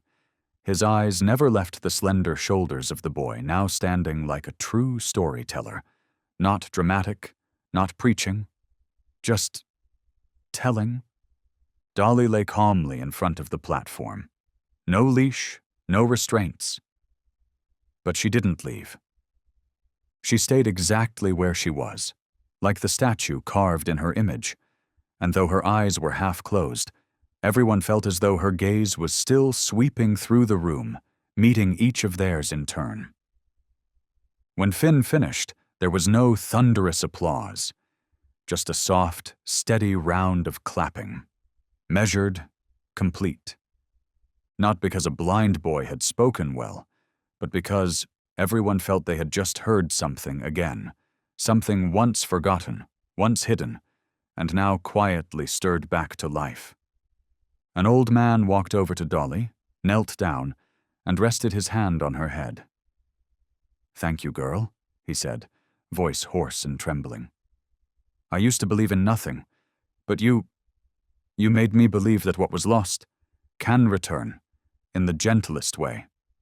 The exhibition ended as the lights dimmed. People left in silence. No rush, no loud talk. Only eyes, many eyes, turned one last time toward the statue before stepping out. And though no one said it aloud, they all knew, from now on, in their minds, there would be a bark that made no sound, but would echo forever. Spring arrived in Doverfield not with a painter's brightness, but just enough. Enough for the wooden roofs to shed their snow, for fences to stop rattling in the wind, and for hearts long shut to begin opening again. Julian stepped onto the porch one March morning, when the air smelled of fresh grass, sap from the woods, and baked bread drifting from the small shop at the hilltop. He looked around, his hand reaching instinctively toward the door latch, not to close it like all the years before, but to throw it wide open. For the first time in 10 winters, every window of the house was unlatched. Light streamed in, warming corners long cloaked in dust. Motes of it danced like music in a silent composition, one only those who had walked through long nights could hear. Out on the lawn, Dolly was playing with Finn. She no longer dashed as swiftly, but her steps were sure. Her tail swayed gently, ears tipped with the breeze, like a breathing field, listening to the world. Finn laughed aloud as a yellow butterfly landed on his sleeve. Dolly approached, lifting her head to look, but didn't lunge. She only tilted her gaze, as if trying to understand where such a small creature kept its heartbeat. The boy raised his hand, letting the butterfly take flight, then clapped twice, facing Dolly. Dolly wagged her tail and walked to him. No sound, no command. Between them, words were no longer necessary. Julian watched from the doorway, one hand resting on the worn frame. And inside him, something too was unfolding. Not loudly, not with fanfare, just the quiet feeling that he was alive again, and hadn't needed to forget the pain to begin anew. He stepped down into the yard, each step a reminder of all the muted, colorless days he had once survived. But now, the grass was growing back. The bushes bloomed in soft lilac, and a dog who had once been left behind was now the very center of this life. Finn turned back, shielding his forehead from the sun with one hand, a wide grin spreading across his face. "I guess today's the day winter ends." Julian nodded, stepping beside him. "Not just outside," he said, his eyes on Dolly rolling over the dew-covered grass, "but in those deepest places where we once believed no new season could ever begin." All three of them sat on the grass. No one spoke for several minutes. The wind passed through the trees, brushing against the eaves, creating long wooden sighs. Not the sound of sorrow this time, but something quietly alive. Julian spoke softly, perhaps to himself, perhaps to the ground beneath them. "Thank you for not leaving like all the rest." Dolly raised her head, came closer, and rested her muzzle on his knee. The gesture wasn't one of begging, but a reply. "I chose to stay." Finn closed his eyes, tilting his head as if listening. "I don't hear anything," he said, "but I feel like everything around us is singing." Julian smiled, gently ruffling the boy's hair. "There are songs only those who've lived through silence can hear." That afternoon, they rebuilt the old swing in the backyard. Julian shaved the frayed rope ends. Finn tied the knots. Dolly sat watchfully by the tree, lowering her head to listen each time the wind blew, as if making sure the knots would hold. The swing swayed gently. Leaves danced toward the light, and the house, once a shelter, had become a home, where winter had truly melted not just from the roof, but from the hearts that lived within. The afternoon was unusually quiet. Not the kind of silence before a storm, but a stillness born of peace, as if the music had reached its most beautiful final note, where no crescendo was needed, no dramatic pause.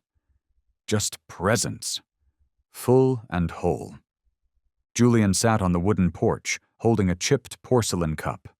The sunlight fell sideways, brushing through his hair, now tinted silver, not from age, but from too many silent years carried alone. Dolly lay beside him, not on a rug like usual, but with her head resting on the step, in the position of a true guardian. Not vigilant, but trusting. Her brown eyes glanced at Julian for a moment, then slowly closed, as if she understood today was special, but didn't need any ceremony to mark it. Finn wasn't there that day. His parents had taken him back to the city for a few days, but before leaving, he had held Julian's hand tightly. "I'll come back," he'd said, "because here, everything can be heard by the heart." Julian remembered that and smiled. He set the teacup down on the wooden floor, then leaned toward Dolly, his hand gently reaching behind her neck, where there had once been medals, rescue tags, and signs of duty. Now there was only a soft leather collar, deep brown, with one small but clear engraving. "Home is where you wait."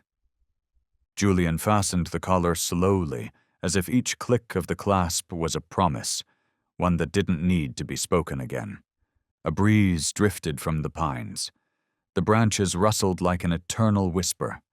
No snow, no rain. Only the golden light of late day brushing through the leaves, resting on the wooden house that had once stood as a lonely fortress for a man afraid to love again. Now, The house was still wood, but warm. Still quiet, but no longer cold.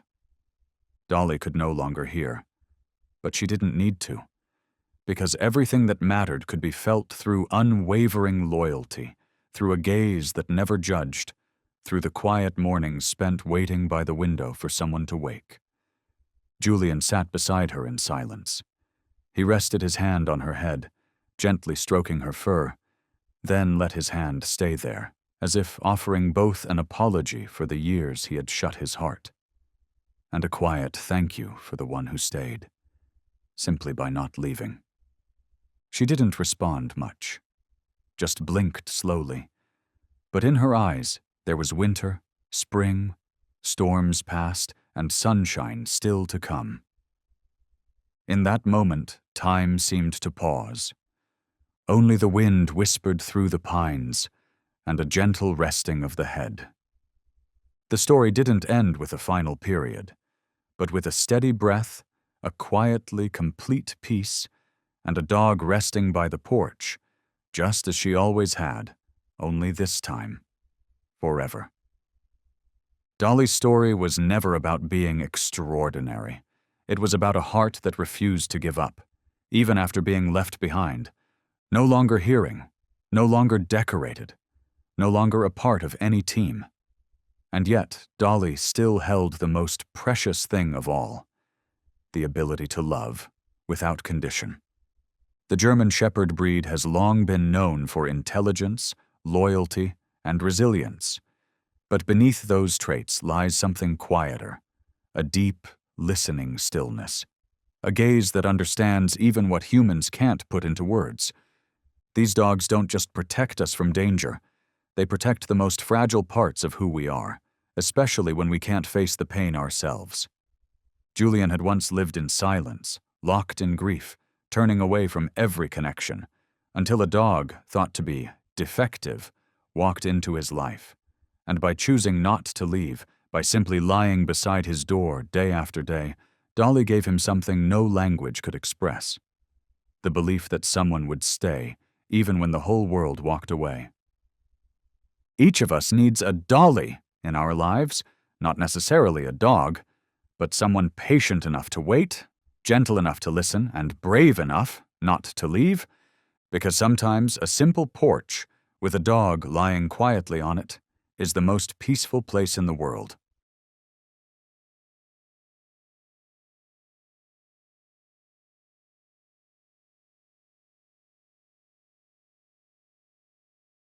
Titan, the brave German shepherd, charged into battle against a massive snake to save his best friend, Max.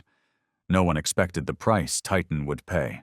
With every ounce of strength, Titan fought, but in the end, he took the fatal blow meant for Max. His sacrifice was a silent act of loyalty and love, a bond deeper than words. As Titan lay there, barely breathing, Max feared the worst. But the question lingered: could a miracle save Titan? Or was this the end of his journey? The answer would surprise everyone, as love has its own way of defying fate. Cedar Hollow, a nature reserve nestled between ancient forests and vast wetlands, is a peaceful place at dawn, where the presence of humans is a rare sight.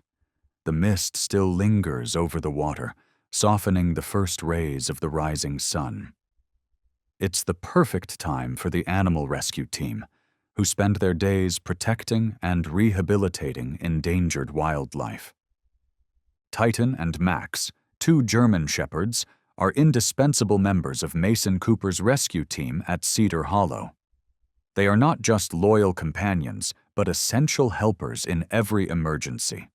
Each morning, Mason wakes up early, brews himself a strong black coffee, and sits on the small wooden porch, gazing out at the distant wetlands.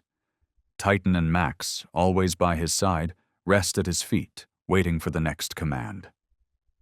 Titan, the larger and stronger of the two, stands out with his sleek black and brown coat glistening in the early light. He's the leader in every search, with his impressive size and powerful build making him resemble a lion, full of grace and authority. Just one glance from him, and the wild animals in the reserve know that the rescue team has arrived. A sign of hope. Max, a bit smaller but equally brave, plays a crucial supporting role to Titan on every mission. With sharp, observant eyes, Max is quick to spot even the smallest movements around him. While Titan leads, Max's keen senses are invaluable when it comes to locating injured animals, especially when tracking is needed. Like any other day, the team sets off to work. They receive a report about a white-tailed deer trapped in a poacher's snare. Mason steers the small truck down the trail, Titan and Max running alongside, their eyes alert and ears pricked.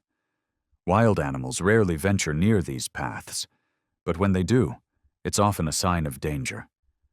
Titan leads the way, his strong form cutting through the mist, a shadow in the dim light of dawn. Max follows closely, stopping occasionally to sniff and investigate the faint trails left behind. Though Titan has been with the rescue team for nearly 3 years, every outing still demands his full focus. The faint marks on the ground, the strange sounds in the forest. Nothing escapes the attention of these two companions. Today, though, the atmosphere feels different. A strange silence blankets the reserve. Max suddenly halts, his sharp eyes gleaming, as if sensing something amiss. Titan turns to him, signaling to continue their search, knowing Max's instincts never fail. Mason didn't notice anything strange at first, but Max had started sniffing more intensely. Titan, the ever-faithful leader, kept moving ahead, though there was a strange unease hanging in the air. When they reached the area, Mason found no sign of the deer, but something he couldn't quite explain began to creep into his chest. The faint traces on the ground weren't from a deer, he realized. A cold shiver ran through him, and just then, a breeze brought the scent of the forest right to his face. Titan and Max stopped, frozen in place, their eyes fixed on a patch of underbrush. The team fell into an eerie silence. The only sounds were the gentle breathing of the dogs and the soft shuffle of footsteps. Max didn't stop sniffing, pacing around the area, as if sensing something far more dangerous nearby. Titan stood still, his eyes sharp and cold, watching for anything hiding in the shadows. But Max had already sensed the threat. Mason carefully approached, following the dog's lead. His foot struck a broken branch, and the crack echoed through the woods. Max's head snapped up, eyes wide in alarm, but without hesitation he darted off again. Something was different now. His movements weren't just about searching. He was surveying, scanning, like he knew the danger was closer than ever. Titan remained still, but his body was taut, every muscle alert. And then, out of nowhere, a deafening rustle erupted from the bushes. Mason turned instinctively, but before he could react, a massive shape shot out of the trees. A gargantuan snake, over 6 meters long, lunged forward with terrifying speed. Titan growled, a deep, warning rumble, but it was too late. The snake struck, its deadly grip wrapping around Max with a force that left Mason gasping.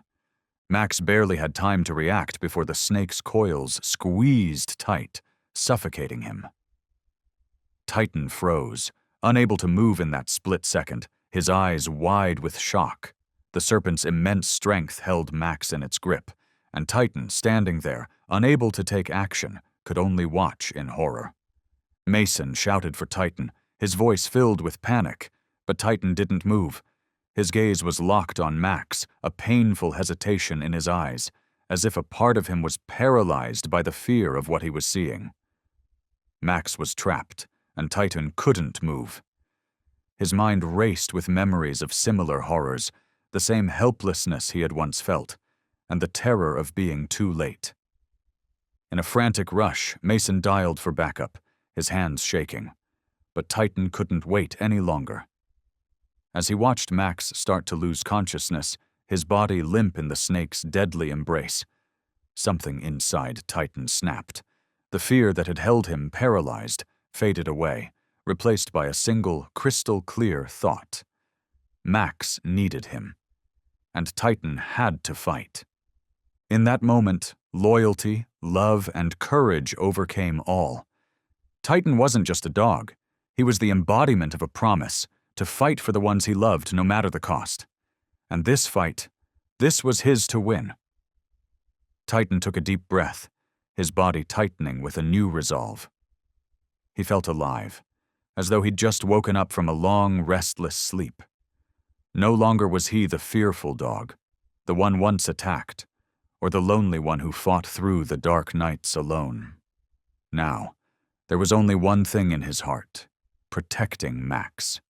It was his duty, his love, and he would never walk away from it. Titan's first step was to charge at the serpent. His paws hit the ground with a surety that seemed stronger than ever before. He leapt, letting out a mighty growl that echoed through the quiet forest, startling both Mason and Max. He wasn't afraid anymore. No weakness, no helplessness. His eyes blazed, bright with purpose, the fire of determination lighting up the very core of him. He charged like the wind, his powerful legs pushing him forward toward one target: the snake. Stone, the monstrous snake, didn't hesitate.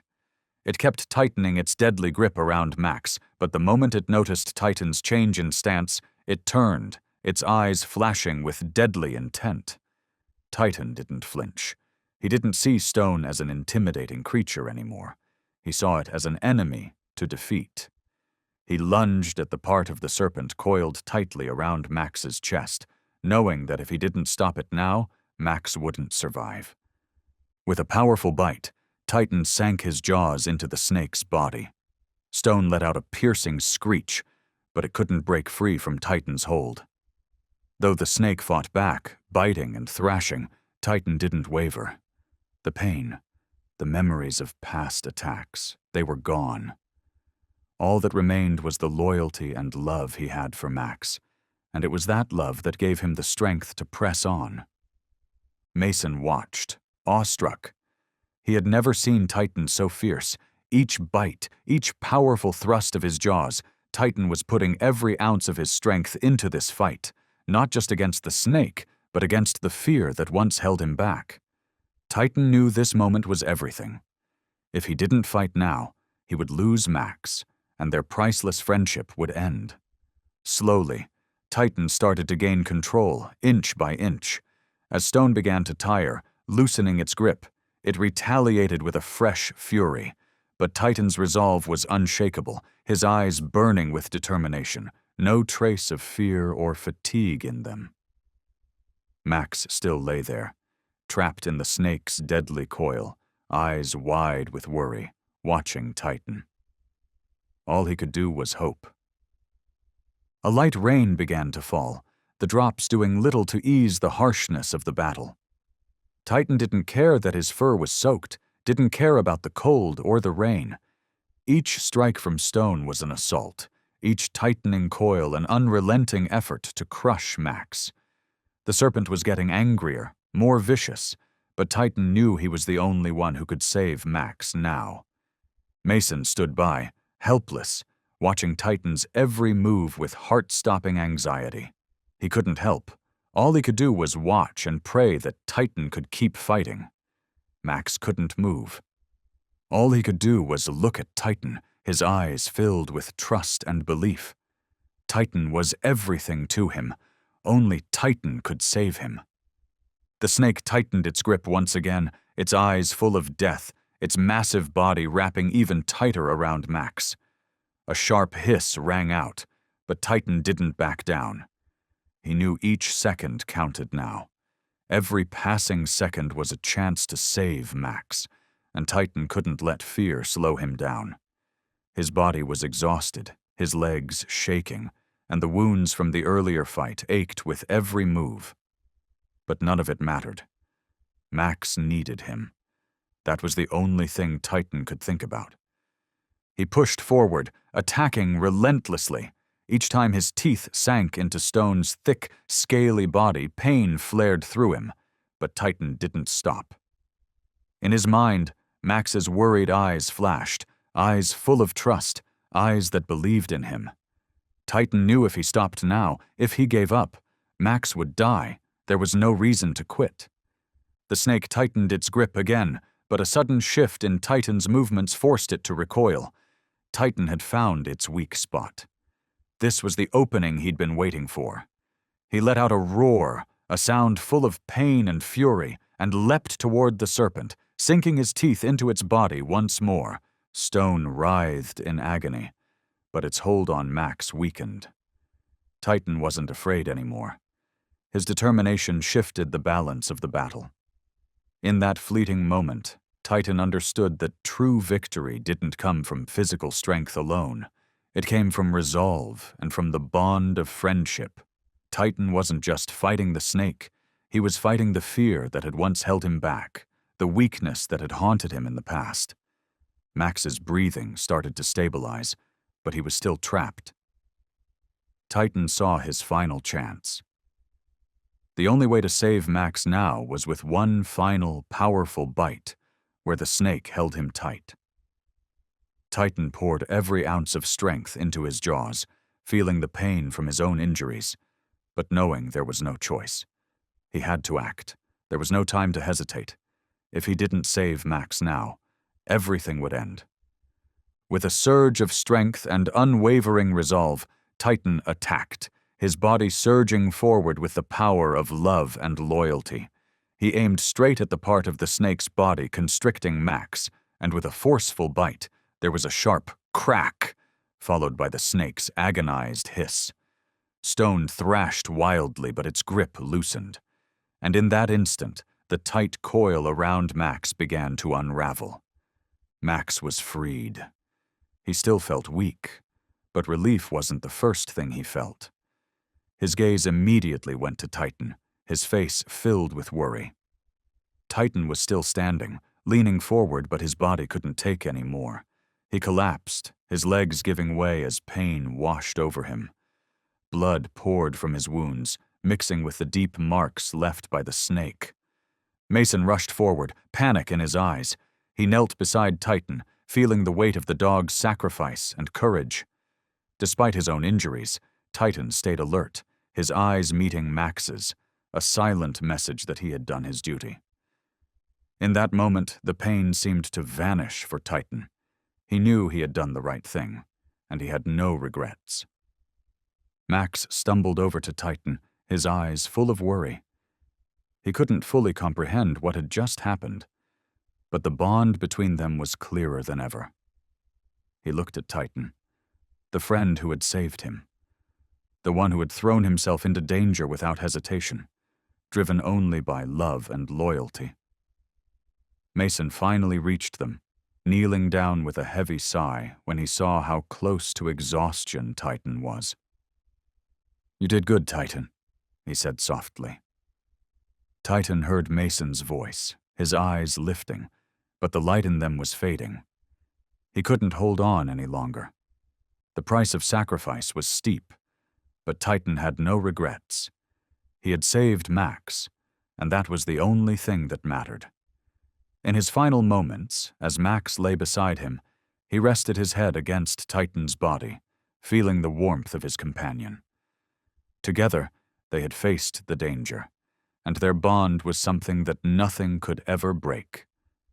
A peaceful calm settled over Titan and Max as they lay side by side in a makeshift bed at the medical station. Titan couldn't remember exactly when he'd been brought there, but he knew Max was still by his side, always there, like a part of his life he couldn't imagine living without. The wounds from the battle with the snake were healing, but the pain in his heart wasn't so easily erased. Max lay next to him, still worried, but slowly calming down. He could feel the tension in Titan's body, but his heart knew that Titan had faced his fears and sacrificed everything for him. Their friendship wasn't just a connection between two friends. It was a bond, rooted in loyalty and unconditional love that both animals could feel. In the days that followed, Titan and Max didn't face any more dangers, but each day was a journey of recovery. Max became an irreplaceable companion, caring for Titan when he needed it, and their short walks through the reserve helped both of them find balance again. But it was in those quiet moments that Titan began to realize something important. Sacrifice wasn't just about moments of danger. It was the unconditional bond between him and Max. Titan understood that not all sacrifices could be measured by the outcome.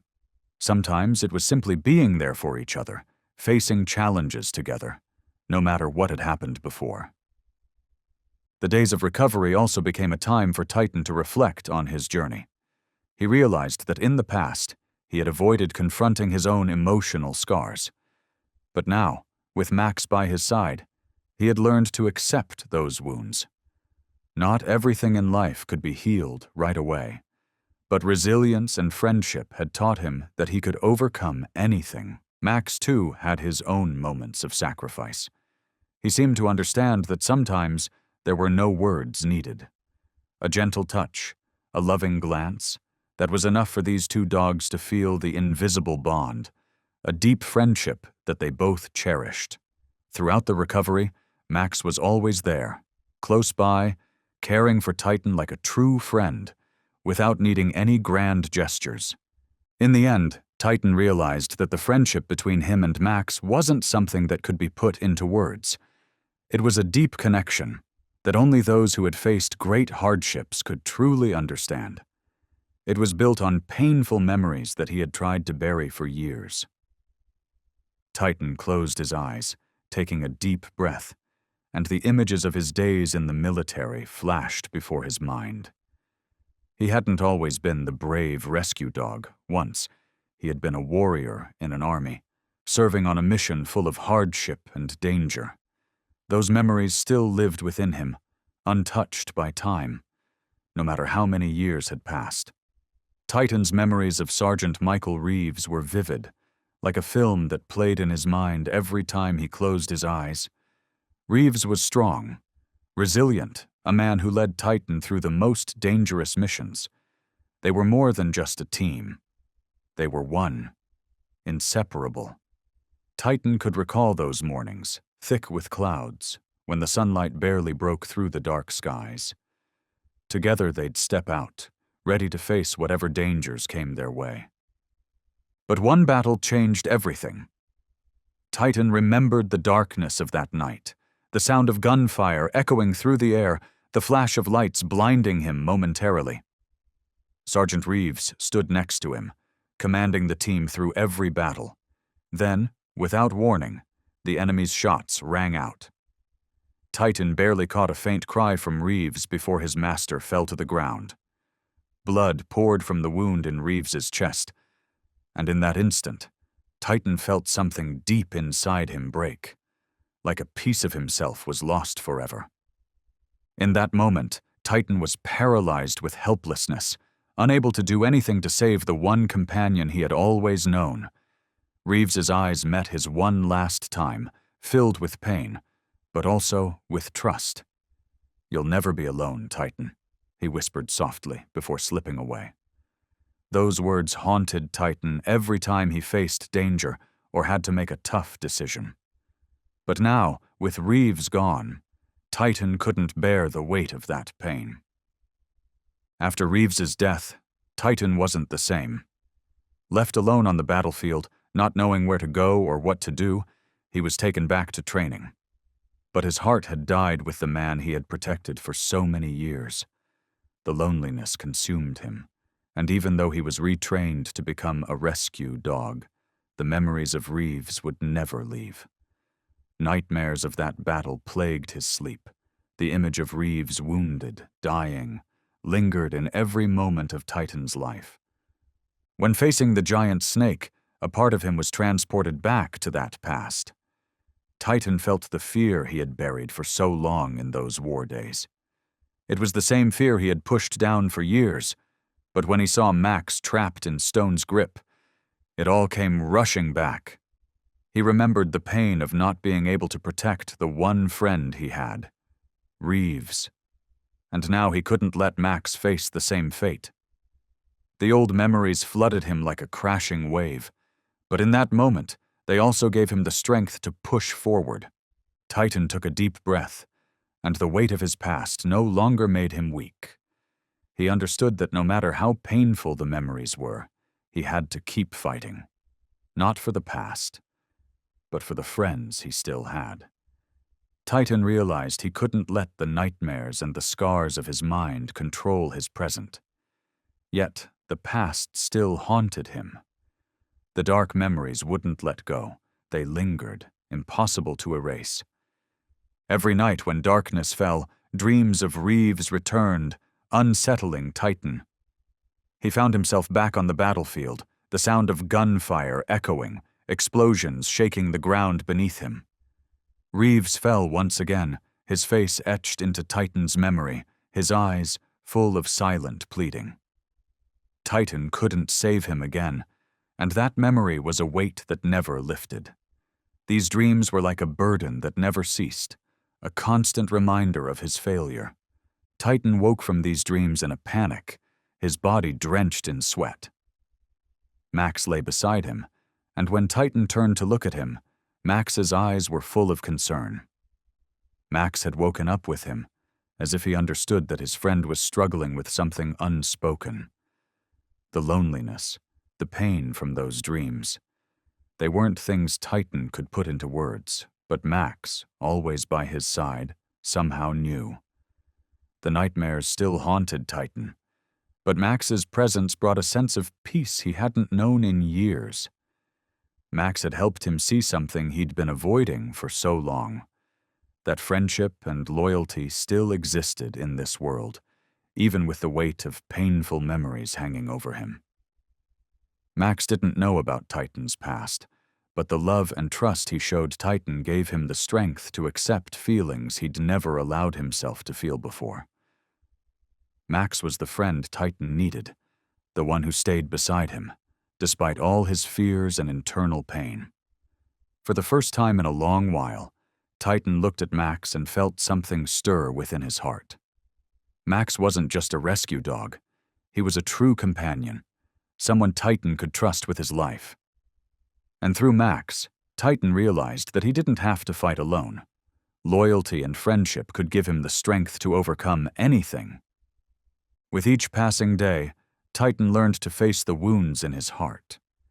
The past couldn't be changed, but he no longer had to walk this path of healing by himself. Max was the clearest proof that friendship didn't replace loss. It was a way to keep living, loving, and fighting. Titan stopped running from the nightmares. He started to accept them as part of who he was. But Max was there, by his side, showing him that every new day could be a fresh start. During the recovery, Titan began to feel the change. His body, though worn from past battles, was slowly healing. And Max was there, always reminding him that some things were more important than physical wounds. Max's unwavering friendship and loyalty became the strength that helped Titan rise, step by step, to find balance in his life. Max wasn't just a partner in the rescue missions. He was Titan's loyal friend in life, helping him see that trust in life hadn't been lost. It just needed nurturing. Every morning when Titan woke up, Max was there, eyes bright, full of hope. Max never gave up, and his patience taught Titan how to begin again. By Max's side, Titan learned to move past the pain in his heart. Together they walked through the reserve, down paths lined with green grass. These walks not only helped Titan recover physically, but also allowed him to reconnect with nature, to find joy in the simple moments. Max didn't need words to express his loyalty and patience, and Titan didn't need to explain the complicated feelings swirling inside him. They only needed each other. Day by day, Titan regained his strength. The wounds in his heart couldn't heal overnight, but with every step alongside Max, he slowly found faith in life again. Titan understood that no matter how painful his past had been, he still had friends like Max by his side, and that was reason enough to keep going. He no longer feared facing his past because he knew Max would always be there, supporting him every step of the way. When Titan looked into Max's eyes, he saw hope. They weren't just the eyes of a loyal dog, but of a friend who had helped him rediscover the value of life. Max had taught Titan that faith didn't just come from within, but from those trustworthy friends who would always stand by you, no matter how hard life got. In that bond, Titan realized that he could start over. No more running, no more letting the past control him. He found the strength to continue, to live stronger for Max, the loyal friend who had always been by his side through every hardship. Max, too, realized something important that he hadn't fully understood before. Their bond wasn't just about companionship in the rescue work, but about a deep connection between them, a bond that only they truly understood. Each day, Max felt the love and sacrifice Titan had given him. The actions Titan took weren't just instinctive acts of protection. They came from a sincere friendship. Max began to understand that each time Titan faced danger, every time he risked his own life, it wasn't out of duty or obligation. It was for something deeper, something that words couldn't fully express. Max had witnessed Titan's sacrifice many times, from when Titan jumped in to save him from the snake's grip, to when he never left his side, even when his body was near exhaustion. Their relationship had become stronger than ever, not because they were warriors, not because they were rescue dogs, but because of a friendship that only animals like them could truly understand. They took care of each other, not out of instinct, but because of their bond, a silent understanding. Every time Titan lay down to rest, Max was there, his eyes always watching over him, silently promising that he would never let his friend be alone. It was a feeling that words couldn't describe, but Max knew that only true friendship could create such a powerful connection. Max began to change. He was no longer just a rescue dog with a simple task. He realized he had become an irreplaceable part of Titan's life. During those days of mutual care, as they recovered together, Max saw a change in himself. Every morning when he woke up, he no longer just looked forward to a day of duty. He looked forward to being by Titan's side, to feeling that bond growing deeper every day. They weren't just friends in their work, they were friends in life, facing every challenge together. Max remembered the early days when he was first rescued, a discarded dog with no one to care for him. When Titan came into his life, he never imagined that friendship could become this important. Saved by Titan, taught the true meaning of friendship, Max felt that he had found something he never knew existed. A strong friendship built not just on loyalty, but on deep empathy. Whenever Titan felt tired, Max would lie next to him, never leaving. The warmth from Max's body made Titan feel at ease, as if he would never have to face hardship alone. They had become a team that couldn't be separated, a team that understood each other without words. Max wasn't just there to protect Titan. He was his encourager, the one who gave him strength. They didn't need to say much, just their presence was enough. And in that connection, Titan found his faith in life again. He realized that there were things more valuable than victory or sacrifice.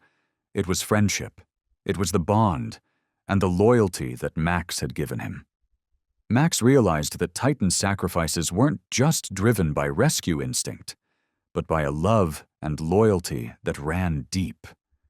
Their friendship wasn't simple, it was an unbreakable connection, forged through trials and challenges. Max remembered the days when he was still a stray, lacking love and care. When Titan entered his life, he never thought he could find such a true companion. At first, Max thought Titan was just doing his rescue duty, but now he understood that Titan had become more than that. He was more than just a rescue dog. He was his true friend, his partner for life. At first, Max had seen Titan as just a companion in his work, a partner in the rescue missions. But as each day passed, Max realized that the love Titan had for him was real. not driven by duty, but by an unspoken connection between them. When Max looked at Titan, he understood that love and loyalty weren't things you could always see directly. They were deep feelings that only dogs could truly comprehend. Titan wasn't just a warrior. He wasn't just a partner in their work. He was a true friend, the kind Max could trust with his life. Max came to understand that Titan's every action wasn't just protection, it was a sacrifice from the heart. Titan wasn't fighting because he had to. He was fighting because of friendship, because he loved Max as if he were a part of himself. In the time they spent together, Max began to appreciate the simple moments in life. Every walk through the reserve, every time they lay together under the warm sunlight, Max felt the powerful bond between them. He realized that friendship wasn't always about grand gestures. Sometimes it was simply being there, listening, and sharing quiet moments. That was the true essence of friendship, and that was how it was nurtured and grew. During the days when Titan had to confront the wounds of his past, when the nightmares of what he had endured haunted him, Max was always there. Max didn't need to speak a word. Just being there, close, was enough. Titan couldn't explain what was happening inside him, but with Max by his side, he didn't need to. They understood each other without words. Max helped Titan realize that some pain couldn't be healed right away, but it could be soothed by the presence of a true friend. There had been a time when Titan felt utterly alone, believing that he had to face every battle on his own. But now, he understood that true strength came from friendship, loyalty, and sacrifice. Max wasn't just the one who helped heal his physical wounds. Max was the one who helped heal the wounds in his soul. With Max by his side, Titan no longer felt like he had to face everything alone. Their friendship had become his greatest source of strength. And Max, through his patience and unconditional love, taught Titan a valuable lesson. Sometimes, sacrifice isn't about grand actions. It's about simply being there, standing beside each other in difficult times, offering love without words. Max didn't need to speak his feelings, and neither did Titan. Their friendship was evident in the actions, the glances, the quiet moments shared that no words could fully capture. Titan and Max understood each other in a language only true friends could. And in those moments, Titan realized that the bond between them wasn't simple. It was a deep connection, one that transcended every hardship and challenge. At first, Titan had seen Max as just a team member in the rescue work, a companion in their missions. But now, looking back, Titan saw that Max wasn't just a friend. He was the one who helped him open his heart. Titan had once kept a safe distance from others, unwilling to let anyone touch the pain buried deep inside. But Max had broken through that wall, not with words or comforting gestures, but with his presence, with the unconditional friendship he offered every day. It was a beautiful morning, and as Titan and Max strolled through the reserve, Titan felt something different in the air. Max walked beside him, eyes bright, not in a rush, simply enjoying the peaceful moment with his closest companion. Titan realized that there was nothing more precious than sharing these moments with Max. He didn't have to force himself to be strong anymore, didn't need to hide his emotions. Max had shown him that true strength comes from accepting vulnerability, from knowing that no one has to face life alone. Titan was no longer just a rescue dog. He was a companion, a friend that Max could trust completely. It wasn't just about a job or responsibility anymore. Titan understood that friendship was an invisible yet powerful bond. They didn't need to say much because every step they took together spoke volumes. From their walks, to resting together under the shade of a tree, to the moments only the two of them could understand, Titan realized he had found something invaluable, a true friendship. The scars from his past no longer hurt. Thanks to Max, Titan had learned to open his heart, to love, to share, and most importantly, to be a real friend. He no longer saw life as a series of challenges. He saw it as a journey he could walk with Max by his side. Their friendship had not only helped Titan recover physically, but also heal the emotional wounds he carried. Max wasn't just a rescue dog. He was the companion who helped Titan rediscover himself. But the road ahead in their journey would soon present them with an even harsher challenge. One bright sunny day, as Titan and Max were patrolling the reserve, they felt a shift in the atmosphere. It wasn't the usual calm stillness of the forest, but a strange, eerie chill, as if a threat was drawing near. Titan halted, his eyes narrowing as he focused on the dense brush ahead. He felt the change, and his instincts were never wrong. Just then, a gust of wind swept through the forest, carrying with it an unfamiliar scent, one that made Titan's fur stand on end. Max stood beside him, slightly crouched, ears erect as if he too had heard something. Titan scanned the area ahead, and then he saw it, the enormous shape of a snake slithering between the trees.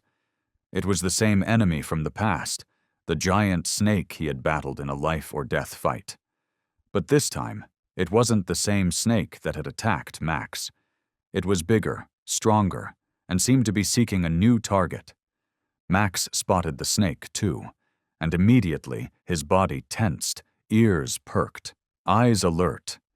Titan could feel Max's fear, and that made him anxious as well.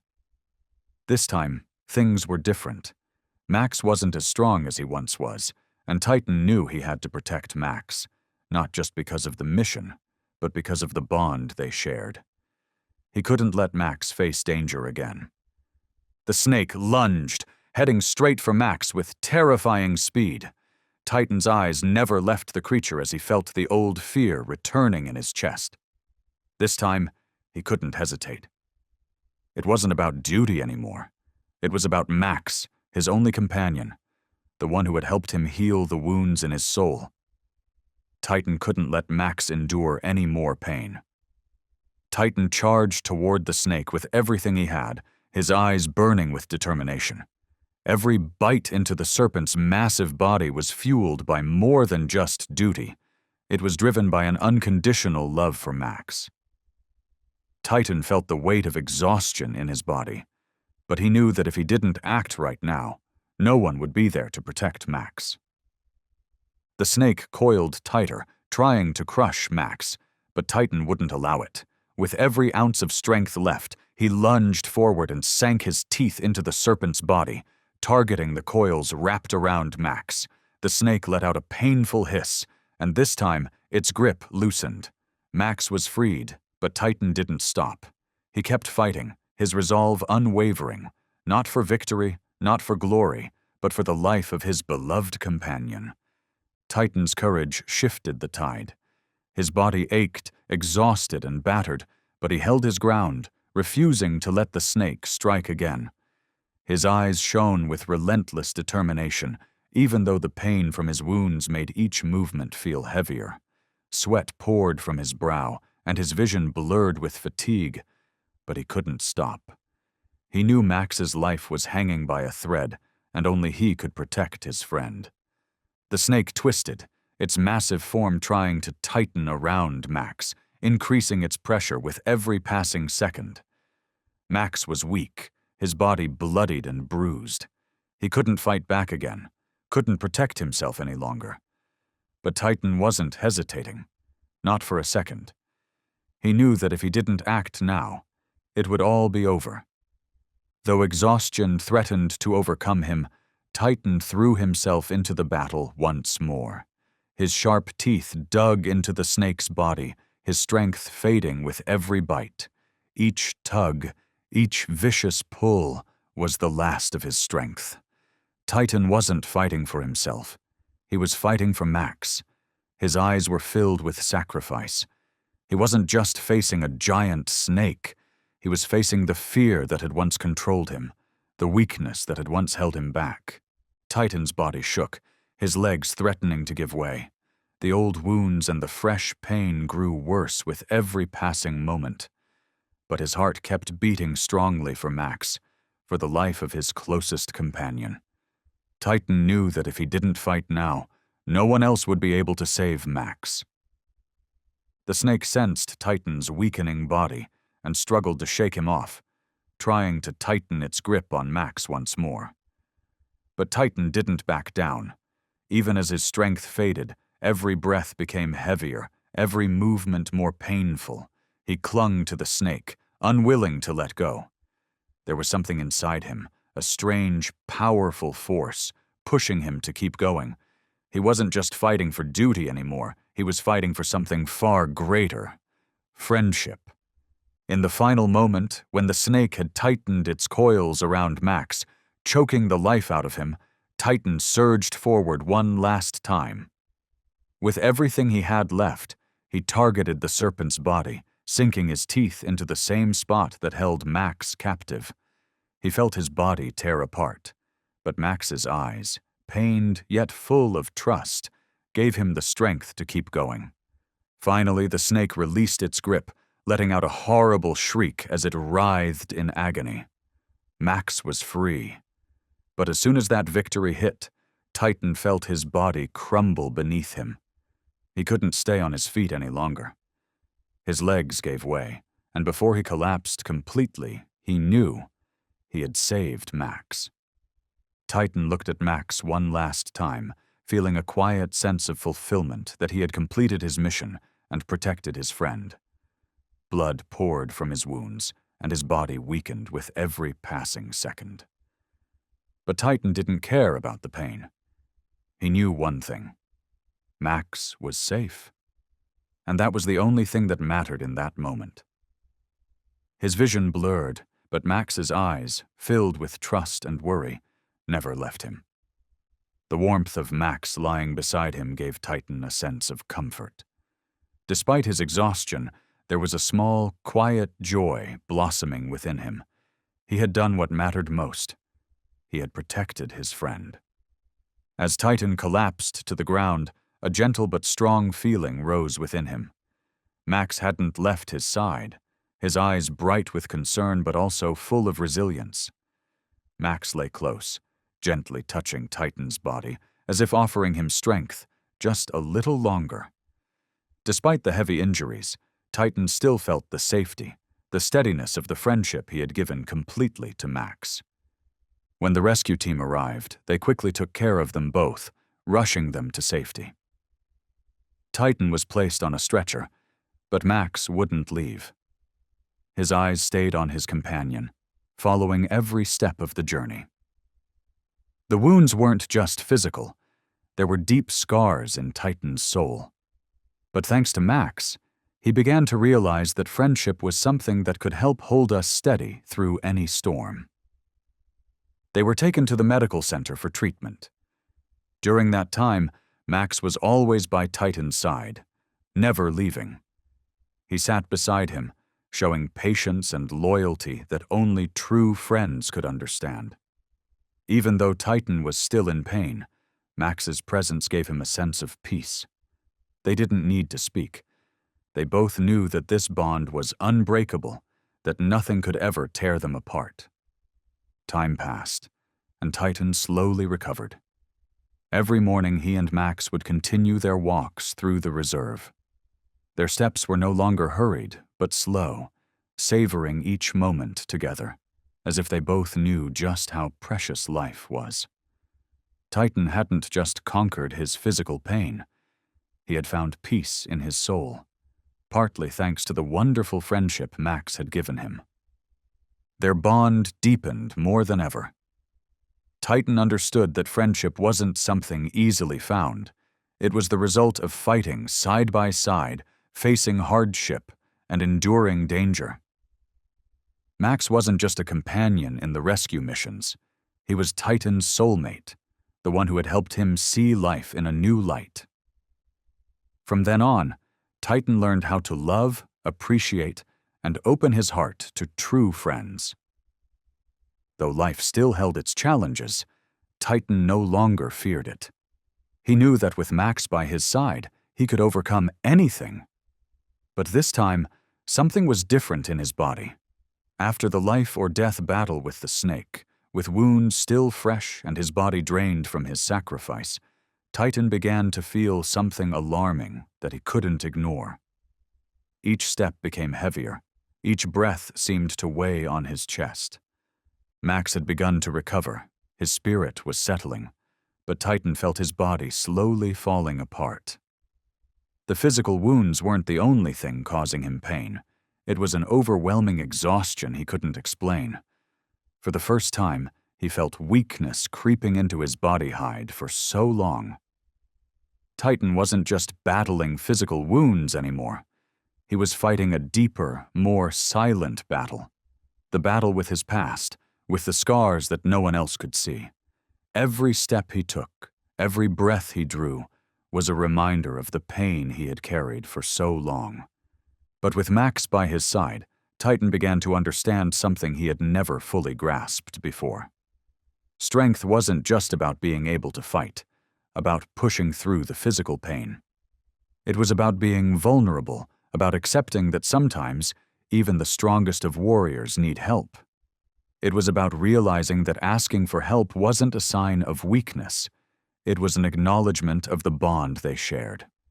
Max had always been there, a constant source of support and love, and Titan was beginning to see that maybe, just maybe, it was okay to lean on him, to accept that he didn't have to carry the weight of everything alone. Max, always so calm and steady, had been the one to show him the way. He hadn't said much, but his actions spoke louder than words ever could. Max had been by Titan's side through every trial, every hardship. Titan's heart swelled with gratitude as he looked at his friend, understanding now that this was the true meaning of loyalty. It wasn't just about protecting each other in times of danger. It was about walking together through the quiet moments, the healing moments, and helping each other find the strength to move forward. Titan's journey was far from over. His body was still healing, and the scars in his soul would take longer to mend. But as he looked at Max, he felt a quiet resolve settle within him. The road to recovery wouldn't be easy, and there would be more battles to face. But this time, he wasn't alone. Max would be with him every step of the way. And for the first time in a long while, Titan allowed himself to believe that healing was possible, that no matter how deep the scars, they could eventually fade with time and with the love and loyalty of a true friend. Titan felt a deep exhaustion, not just physically, but from the very core of his being. He had sacrificed so much for Max, but he also realized that sacrifice couldn't be everything. Max had shown him that friendship was the greatest strength, but it was also Max who helped him see that he couldn't always be the protector, the fighter, without knowing how to take care of himself. Titan had become so accustomed to protecting Max, but now he had to learn to protect himself. The pain from his wounds wasn't just physical, it was emotional too. Titan understood that in order to help Max live better, in order for their bond to continue, he needed to face the pain in his own heart. He had to learn to let go of the past and fully embrace the present. During his time at the medical station, Titan began to change. He no longer forced himself to be tough, no longer tried to prove his strength. He began listening to his body, listening to his emotions. Sometimes true strength didn't come from fighting. It came from accepting one's own vulnerability, from realizing that sometimes we need to rest and heal.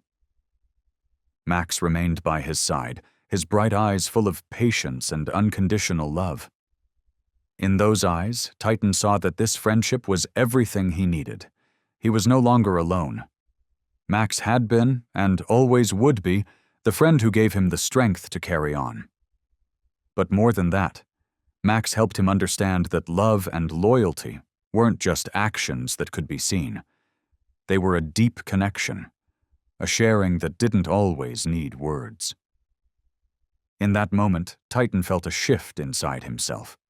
He knew he would never give up, not just for Max, but for himself.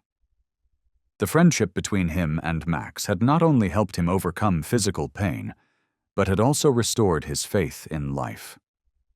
Although Titan still struggled with physical pain and the haunting memories of the past, he knew that their friendship was the greatest driving force in his life. Max stayed with Titan throughout his recovery. He never left his side for a moment.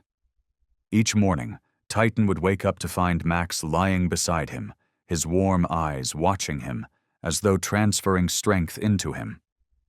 There were no words needed, just a glance, a tail wag, and Max communicated everything. Their friendship couldn't be described in words. It was built in the small actions, in the quiet moments shared, in facing hardship together.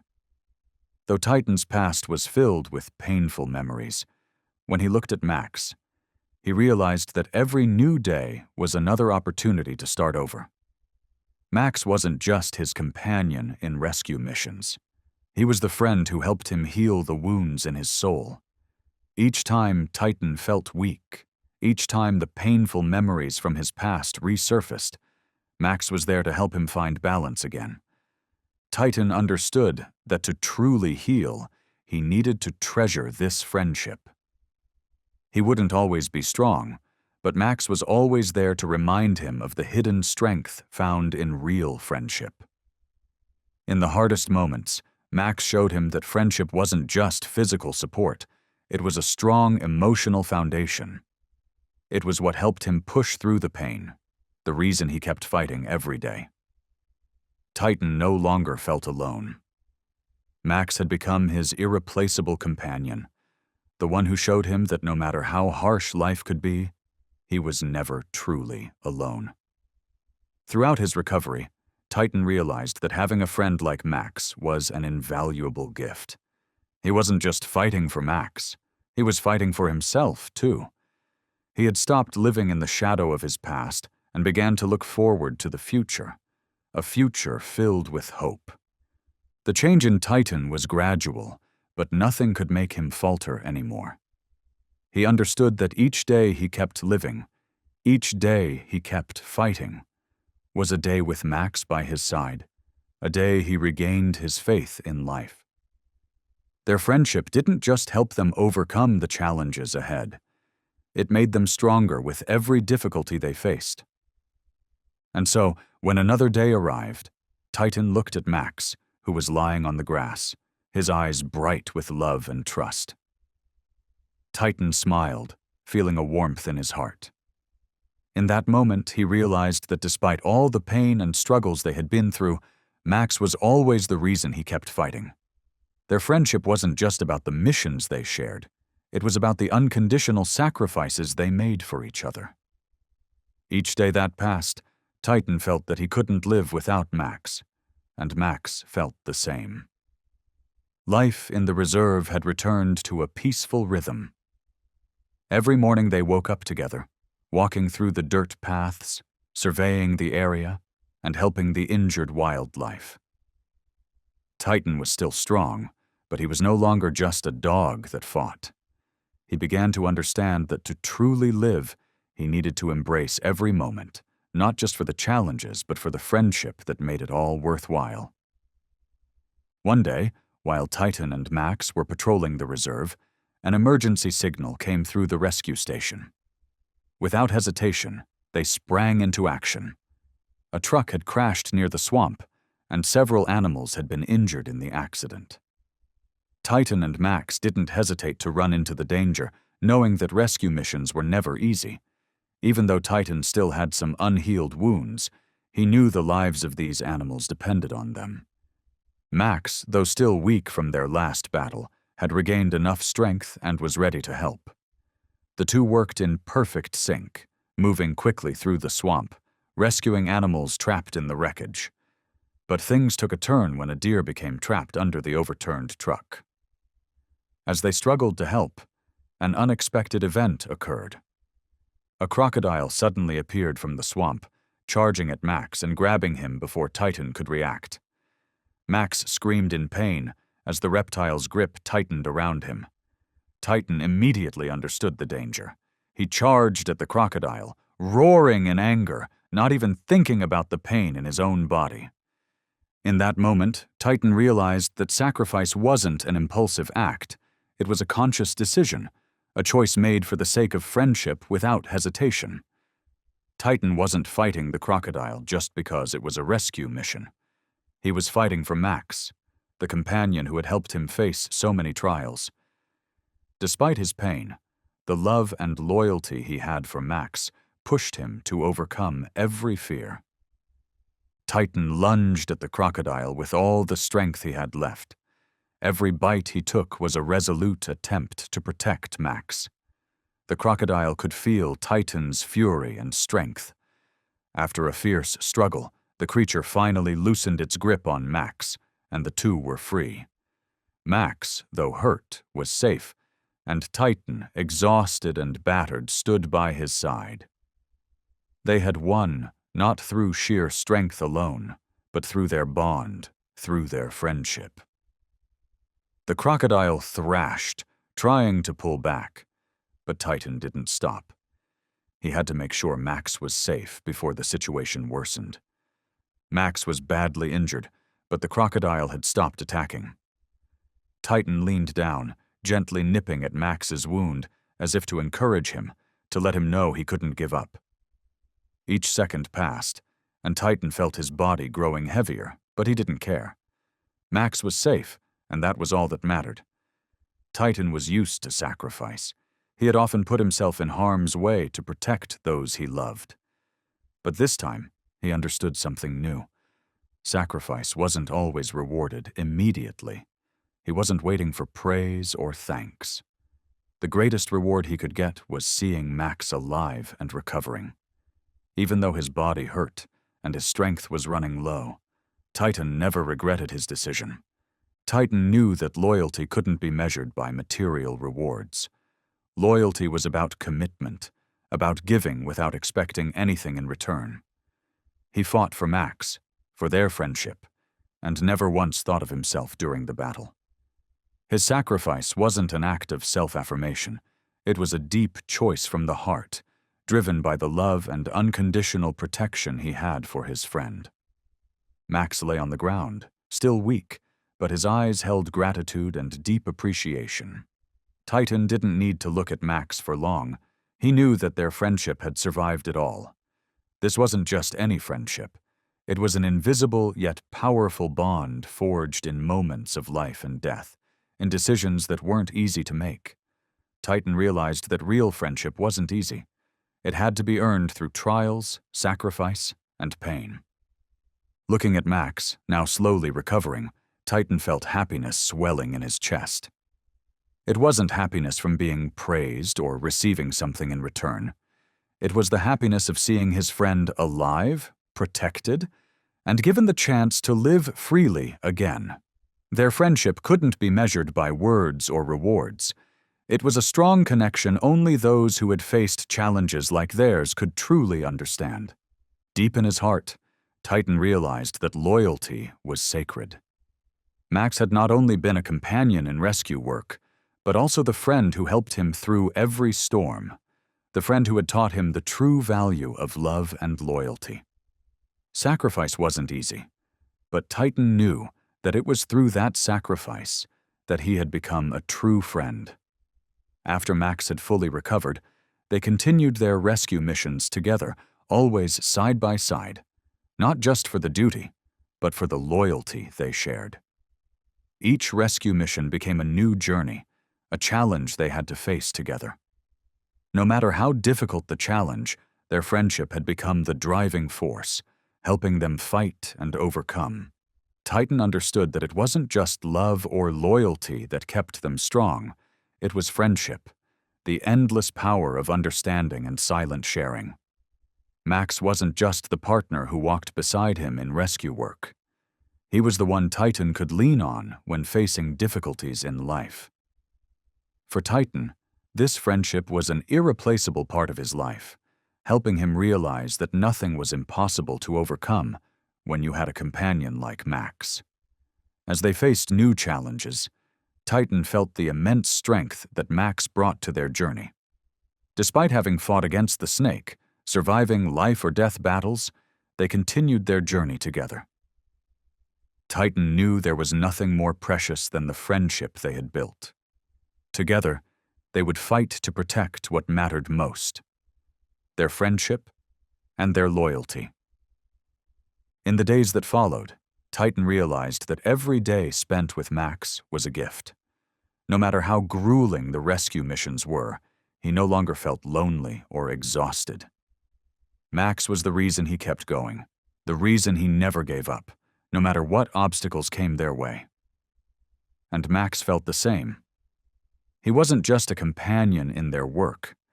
He was the friend who helped Titan heal from his emotional wounds, teaching him that friendship wasn't just about sacrifice, but also about caring for and protecting each other through every challenge. Titan had learned that true friendship wasn't always easy, but in the hardest moments, it became the strength that helped them rise. Max and Titan didn't need to speak much, but both understood that this friendship was the most precious thing they had. Every time Max looked back at him, his eyes always sparkled with trust and love.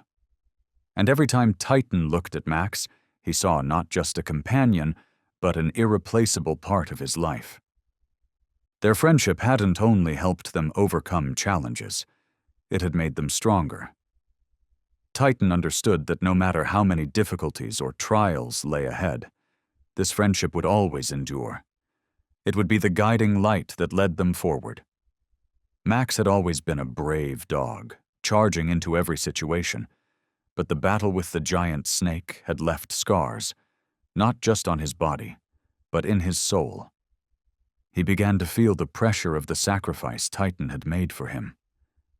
Titan had saved him once again, but deep down, Max couldn't help but feel fear and doubt. Would he have the strength to keep fighting and protect Titan the way he had before? Would he ever be able to repay Titan's sacrifice? Or would he always be a burden to his friend? That feeling grew, creeping into his mind. Max didn't want to disappoint Titan, but the worry weighed heavily on him. He felt Titan's unconditional sacrifice, and Max began to question his own ability. He couldn't understand why Titan loved him so much, and in times of difficulty, insecurity started to creep into his thoughts. Titan, with all his love and patience, noticed the change in Max. He understood that even though Max couldn't voice it, he was dealing with deep emotional pain. Titan had been through his own emotional scars and knew that, to truly heal, Max needed to face the feelings he had buried deep inside. Titan decided to be the companion who would help Max find himself again. He began to have silent conversations with Max, not with words, but through his gaze and gentle touches, helping Max understand that this friendship wasn't a burden, but a precious gift. He didn't need to feel an overwhelming sense of responsibility toward Titan, because Titan knew that true friendship was about sharing and helping each other, not about carrying burdens. With each passing day, Max began to realize that Titan's sacrifice wasn't meant to make him feel guilty or fearful. It was meant for them to overcome every challenge together. Max learned to open his heart and began to heal from the emotional pain he had carried. He understood that fear wasn't something to run from, but something to face in order to move forward in life. The quiet moments between Titan and Max slowly helped Max find peace within himself. He realized that every day spent with Titan was a priceless gift, and he needed to cherish their friendship. Even though the emotional pain still lingered, their bond was the driving force that kept him grounded. With Titan's help, Max not only healed his physical wounds, but also found peace in his heart. He realized that not everything in life came easy, but with true friendship, any hardship could be overcome. Max began to see that the scars didn't just exist on his body, but ran deeper in his mind. Every time he thought back to the battle, he felt inadequate, as if he couldn't protect himself, let alone the ones he loved. The memories of the bloodied battle and the vicious snake came rushing back, making Max feel as if he could never stand strong again. Titan noticed the change in Max, and he knew this wasn't just about physical pain. It was about the fear that Max carried deep inside. He decided he wouldn't let his friend spiral into mental turmoil. While Max's body had healed, his soul was still trapped in the past. Titan knew the most important thing was helping Max face the emotions weighing on him. One morning, as they walked together through the reserve, Titan stopped and turned to look at Max. "Max, I know we both carry our own pains, but if we let fear control us, we won't be able to move forward. You're not alone, you know that?" Titan's voice was patient, warm. Max looked up at Titan, not saying a word, but his eyes were full of sadness. He felt weak for not being able to overcome the nightmares and fears inside. But when he looked into Titan's eyes, Max understood that his friend would never give up on him, even if he had to face his own fears. In that moment, Max realized that facing fear was an essential part of healing. He couldn't keep living in the shadow of the past. What had happened couldn't be changed, but how he dealt with it would determine his future. Titan taught him that you couldn't always avoid pain, but with true friendship, the pain didn't have to be a burden anymore. Max took a deep breath, feeling the peace in his heart. The emotional pain slowly started to fade, and he realized that he wasn't the only one who had endured. He too could carry the weight.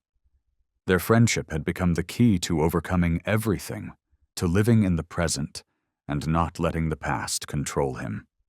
With Titan's help, Max began to understand that, despite the pain, friendship was still the most important thing. It was the reason he could keep fighting. The mental challenges didn't make Max feel weak anymore. He began to open up, face his fears, and slowly heal the wounds in his heart. Now, not only did he have Titan by his side, but Max also learned how to heal himself, thanks to the deep bond they had built. Max felt that their friendship wasn't a sacrifice without meaning. It was a strong connection, a shared spiritual strength.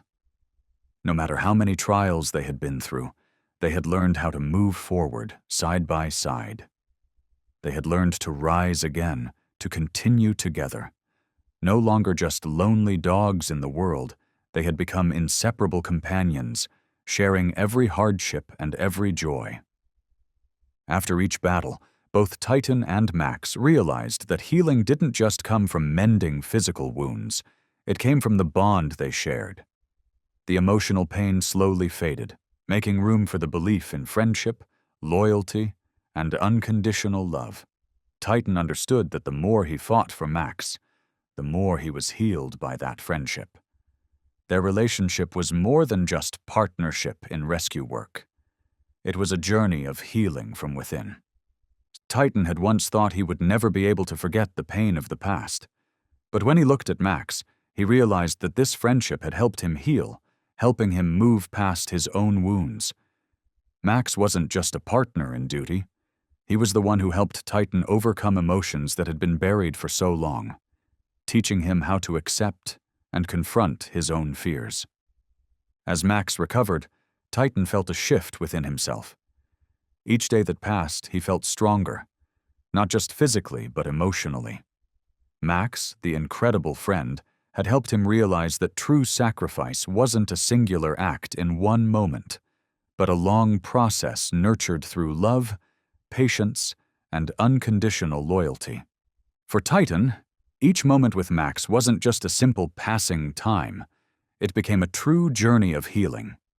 Together, they didn't just overcome challenges, they created beautiful memories.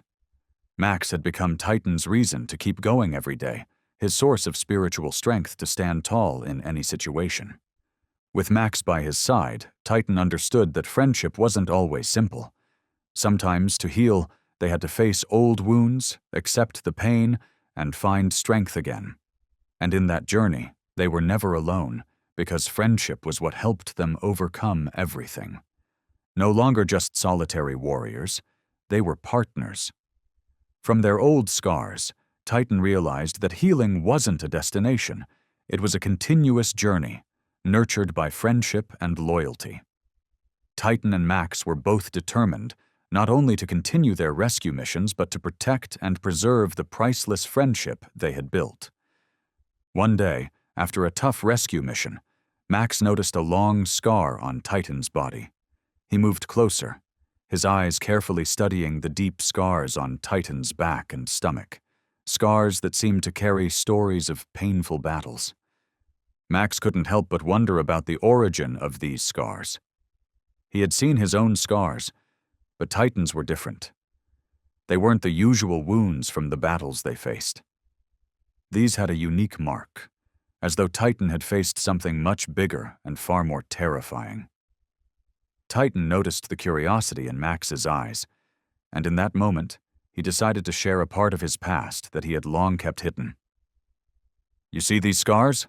Titan began, his voice steady but heavy with the weight of memories. As they faced new challenges, Titan and Max had learned to rise together, side by side. They were no longer just dogs surviving alone in the world. They were inseparable companions, sharing every hardship and joy. After each battle, both Titan and Max realized that healing came not only from mending physical wounds, but also from the bond they shared. The emotional pain began to fade, replaced by faith in friendship, loyalty, and unconditional love. Titan realized that the more he fought for Max, the more his own healing came from that friendship. Their relationship wasn't just about the rescue work, it was a journey of healing from the inside out. Titan had once thought he'd never be able to forget the pain of the past, but when he looked at Max, he realized that their friendship had helped him heal and step beyond his own scars. Max wasn't just a companion in their missions. He was the one who helped Titan face emotions he'd buried for so long, teaching him to accept and confront his own fears. As Max healed, Titan also felt a transformation within himself. Every day he felt stronger, not just physically, but emotionally. Max, his incredible friend, had shown him that true sacrifice wasn't a single moment. It was a long process, nurtured through love, patience, and unconditional loyalty. For Titan, each moment with Max wasn't just simple passing time, it was a true journey of healing. They didn't just face challenges together, they also created beautiful memories. Max had become Titan's reason to keep going every day, his spiritual strength to stand firm in any situation. With Max by his side, Titan realized that friendship wasn't always simple. Sometimes, to heal, they had to face old wounds, accept the pain, and find their strength again. And in that journey, they were never alone, because friendship was what helped them overcome everything.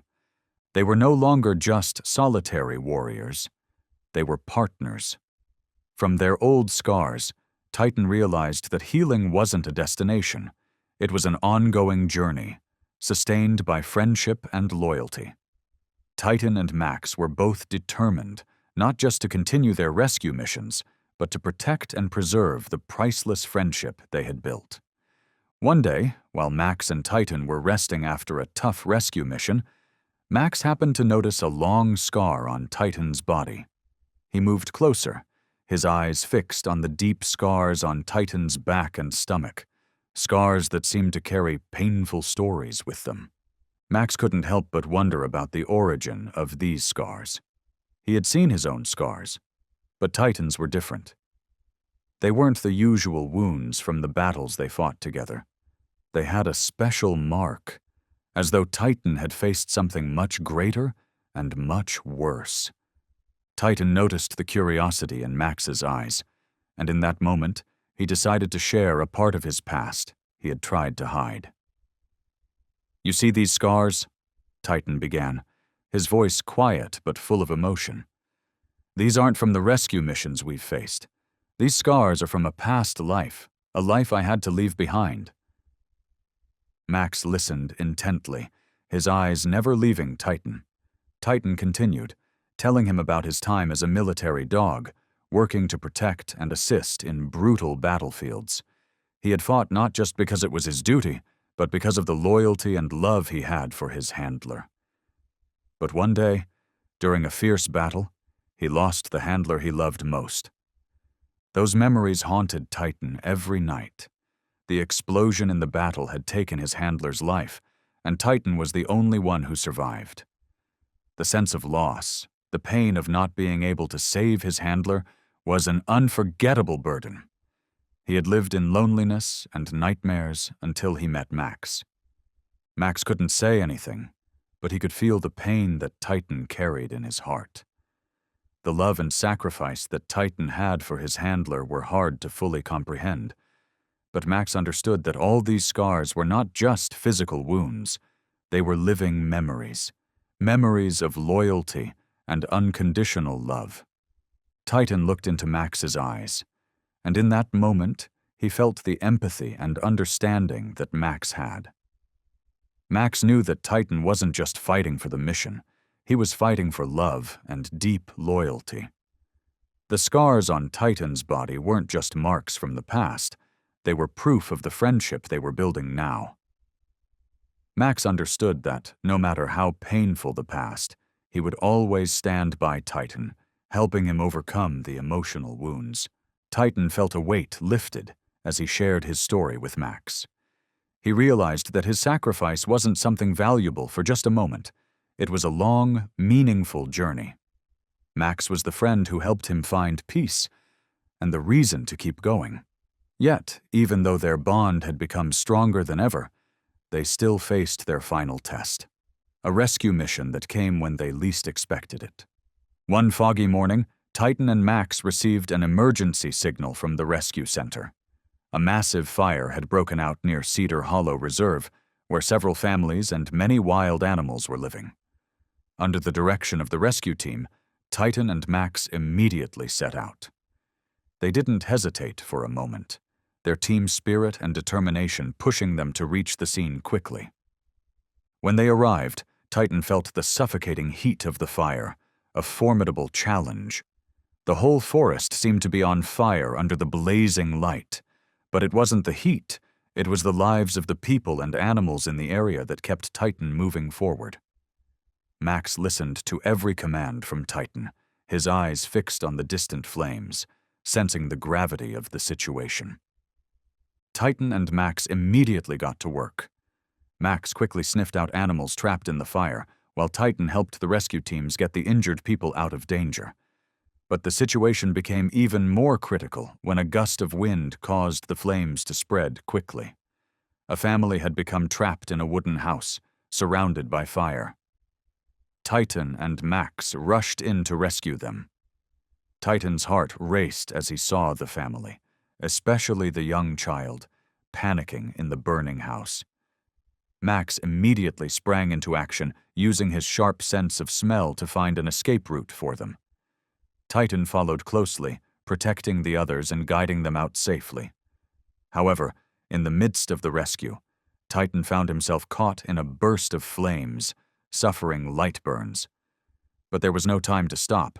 He kept moving forward, pushing through the pain, focused solely on saving the lives of those in danger. When the rescue was complete, Titan and Max returned to the team, their eyes shining with pride as they saw everyone safely out. But Titan felt it deeply. Despite the success, there were still more challenges ahead. The exhaustion and pain were relentless, but sacrifice and friendship kept them moving forward. Titan realized that no matter how many challenges lay ahead, he always had a friend by his side to face them together. And that, more than anything, made him proud of what they had accomplished. Together, Titan and Max had overcome the greatest challenge of their rescue careers. Titan felt a deep sense of pride as he looked at Max, the dog he had saved and cared for over the years. Their bond was not just one of partnership in rescue work, but also of unconditional support in life. Looking at Max, Titan realized that their friendship had been solidified in every mission they had undertaken together. Each rescue mission, every challenging situation, had become a testament to their strength and the unbreakable bond between them. It wasn't just loyalty and sacrifice, it was the understanding and care for each other that had built an inseparable relationship. Throughout this journey, Titan had learned that no matter how difficult things got, genuine friendship was one of the most precious things in life. Max wasn't just a teammate. He was the friend who had stood by him through every challenge. They had proven that nothing could break their friendship, not even in the most dangerous situations.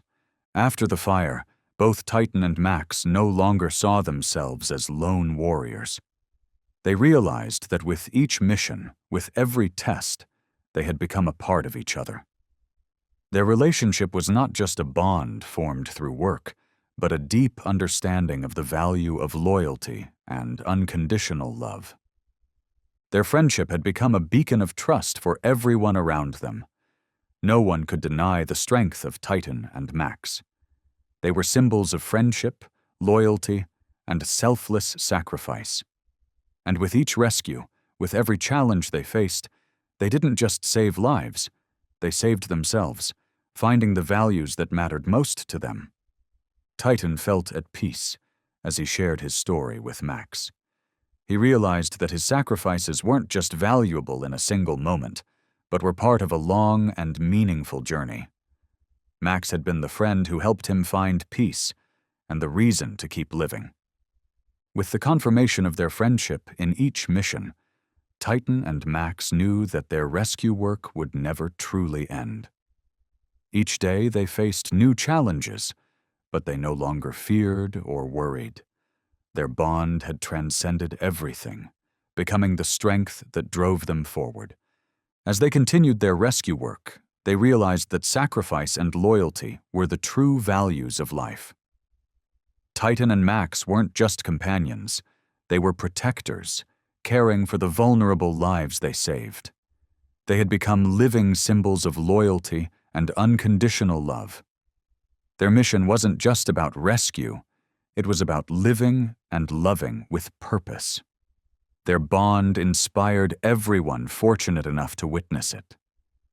Their friendship was a testament to the indomitable nature of love and loyalty, a powerful message about sacrifice and true friendship. Titan smiled as he looked at Max, the friend who had helped him overcome it all. They weren't just warriors, they were inseparable companions.